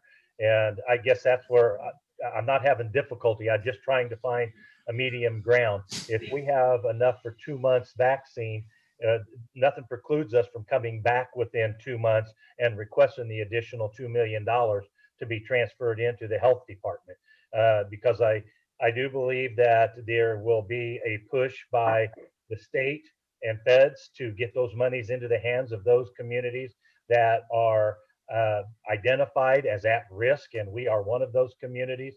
And I do know that as prudent as you've all been and as successful as you all have been, I believe that partnership will continue. So I'm not so sure that the 2 million is necessary today.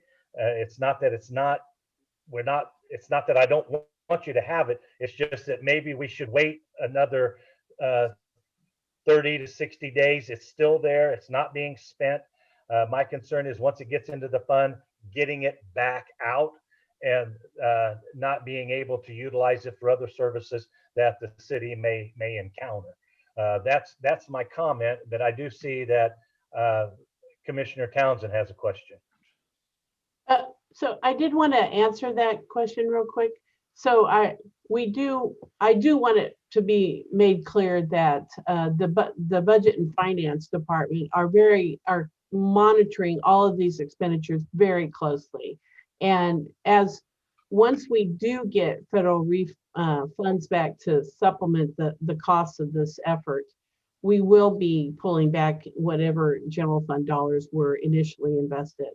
So, is there something that would make the committee feel more comfortable about kind of the monitoring of these funds? We would be happy to provide any kind of information to the committee about, what is happening with the federal funding, what we're hearing about it, and keep you all up to date in any way, because I really do think that we are not going to be utilizing the full 4.9. And so, but I completely understand your concerns, Commissioner, and I would be happy to provide Kathleen or the committee any kind of information to keep you up to date on when we're utilizing the money, what we're utilizing it on, information like that.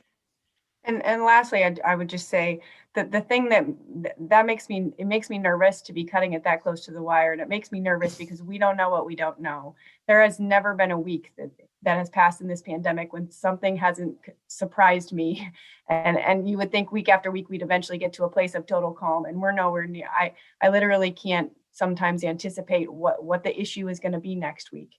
And yes, we can work under the assumption that that issue that comes up any given week isn't going to be $1 million or $2 million, but I can't say that we wouldn't need an extra $500,000 from something unforeseen at this point, just because running 3 sites is incredibly resource intensive, and we are going to need to ramp up our mobile vaccine efforts to get out on the road to reach some of these hard to reach populations, which will be a considerable investment on top of the 1 mobile team we have now. So I say that all just to say we don't know what's coming, and it would really behoove us to have access to cash in the event that we would need to shift something considerably in our operations.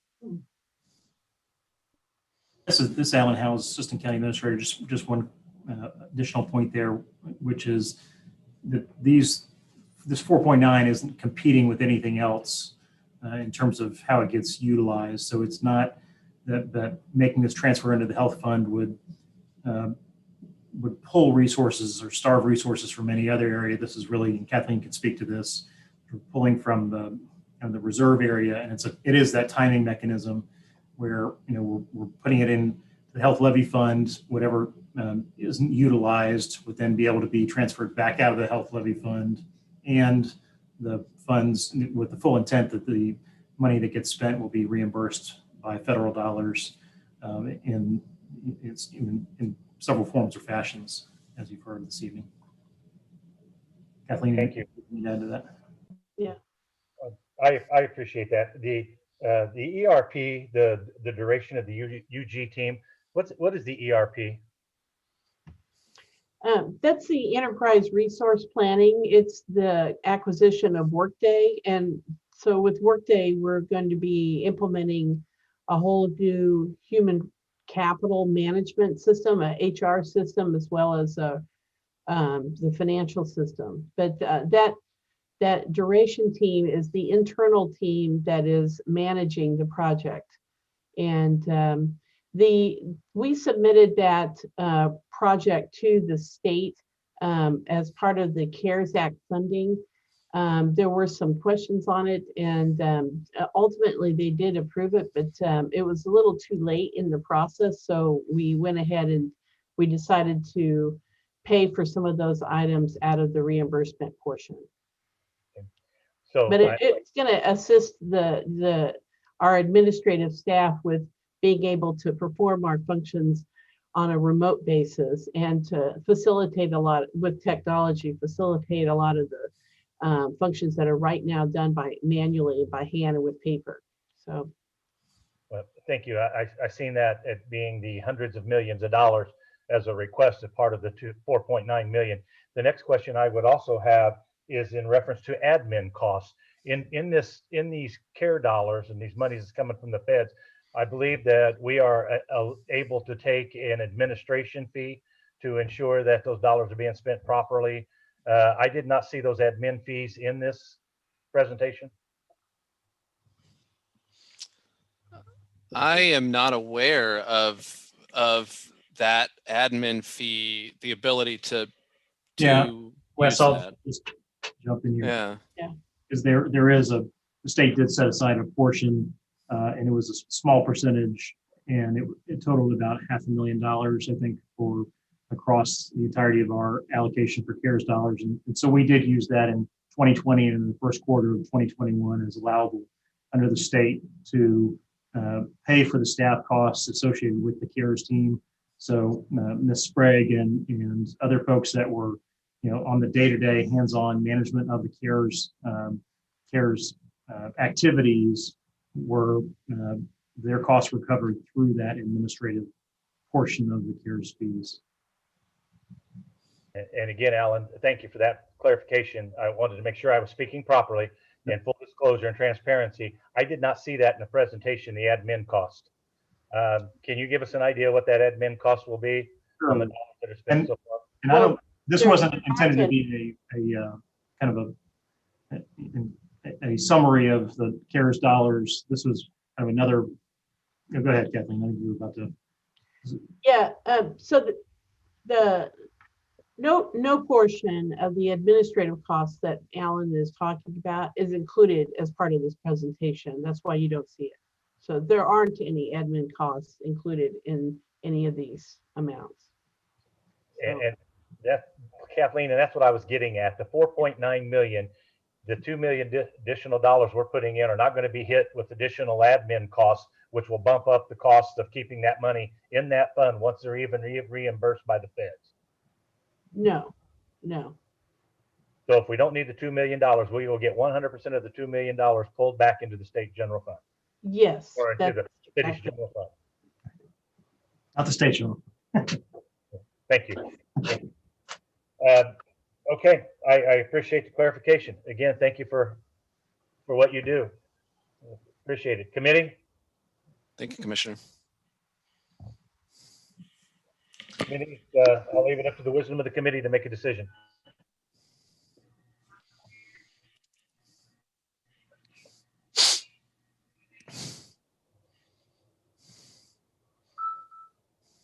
Commissioner Burrows, Chair, I think I see Commissioner Townsend's hand up before we render a decision.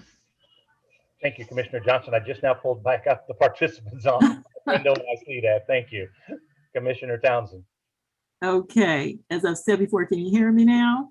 Yes, ma'am. Okay, thank you. Just sharing the viewpoint I have again,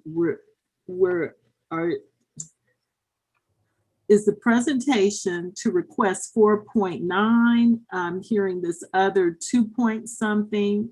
Explain to me again what that is. Are we being asked to approve 4.9 million out of the general fund or some other $2 million amount? So the 4.9 million was transferred at the end of 2020 to the health department as part of the year-end adjustment. And we are asking for you tonight to allow for a budget amendment in 21, the current fiscal year, to spend that 4.9 million out of the health levy fund. Okay, that's what I thought. I still hear a conversation about 2 point something million, and that was throwing me off. Yeah, Commissioner Burrows was referring to this 2 million. So it's a combination of the 2.9 from CARES reimbursement, leftover dollars, and then the 2 million extra. Okay, so 4.9. And my thought is Commissioner Burrows raised some good questions about the fact the unified government has so many needs. We don't need any money laying stagnantly anywhere. However, what I also heard, I believe it was from Ms. Van Loo, that you're almost guaranteeing in the first quarter of this year, you're going to spend 5 million something. And that there are going to be enough eyes on this money that it's not going to go unnoticed, that if it's not needed, it can be, from what I heard Ms. Von Anchen say, pulled back into the general fund if it's either not needed, and or as we get the reimbursements, we can reasonably expect, even though we don't know the dollar yet specifically, from the federal government. So personally, I would not want to see the momentum that has been so great by our health department in doing what needs to be done to fight COVID abated, because we don't give them at this juncture the money in the budget you need to do that. So I just need to know what would be the form of the motion or the vote. Do we need to specifically, and if council is online, tell us, what form that motion would need to take? Do I need to specifically mention a particular amount or what? So I'm asking for guidance on just the form of the motion, which I'd be happy to make. Commissioner, I think the language that Catherine has up here tonight is sufficient for tonight. We might look in between now and the full commission as to whether we need, we can maybe do something a little bit more formal as to whether we need some additional documentation to memorialize this. But for tonight, I think the language that she has up there, right, and that first paragraph is sufficient. Okay, thank you, Counselor. So that would be my motion to vote in favor of approving to proceed with adding an additional 4.9 million budget Second. station for the LFE fund. Okay, we have a motion and a second, and I believe Johnson. Commissioner Bynum had a question. Commissioner Bynum? Thank you very much. I was just going to point out that Commissioner Townsend had her hand up, so I'm ready to vote. Okay. We have a motion and a second. Ask the clerk, please call roll.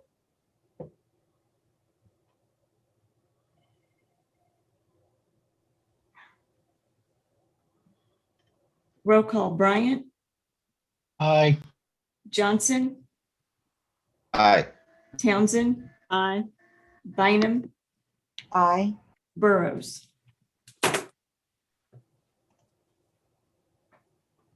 Aye. Committee, it brings us to the end of our agenda this evening. I thank everyone for their participation and their attendance.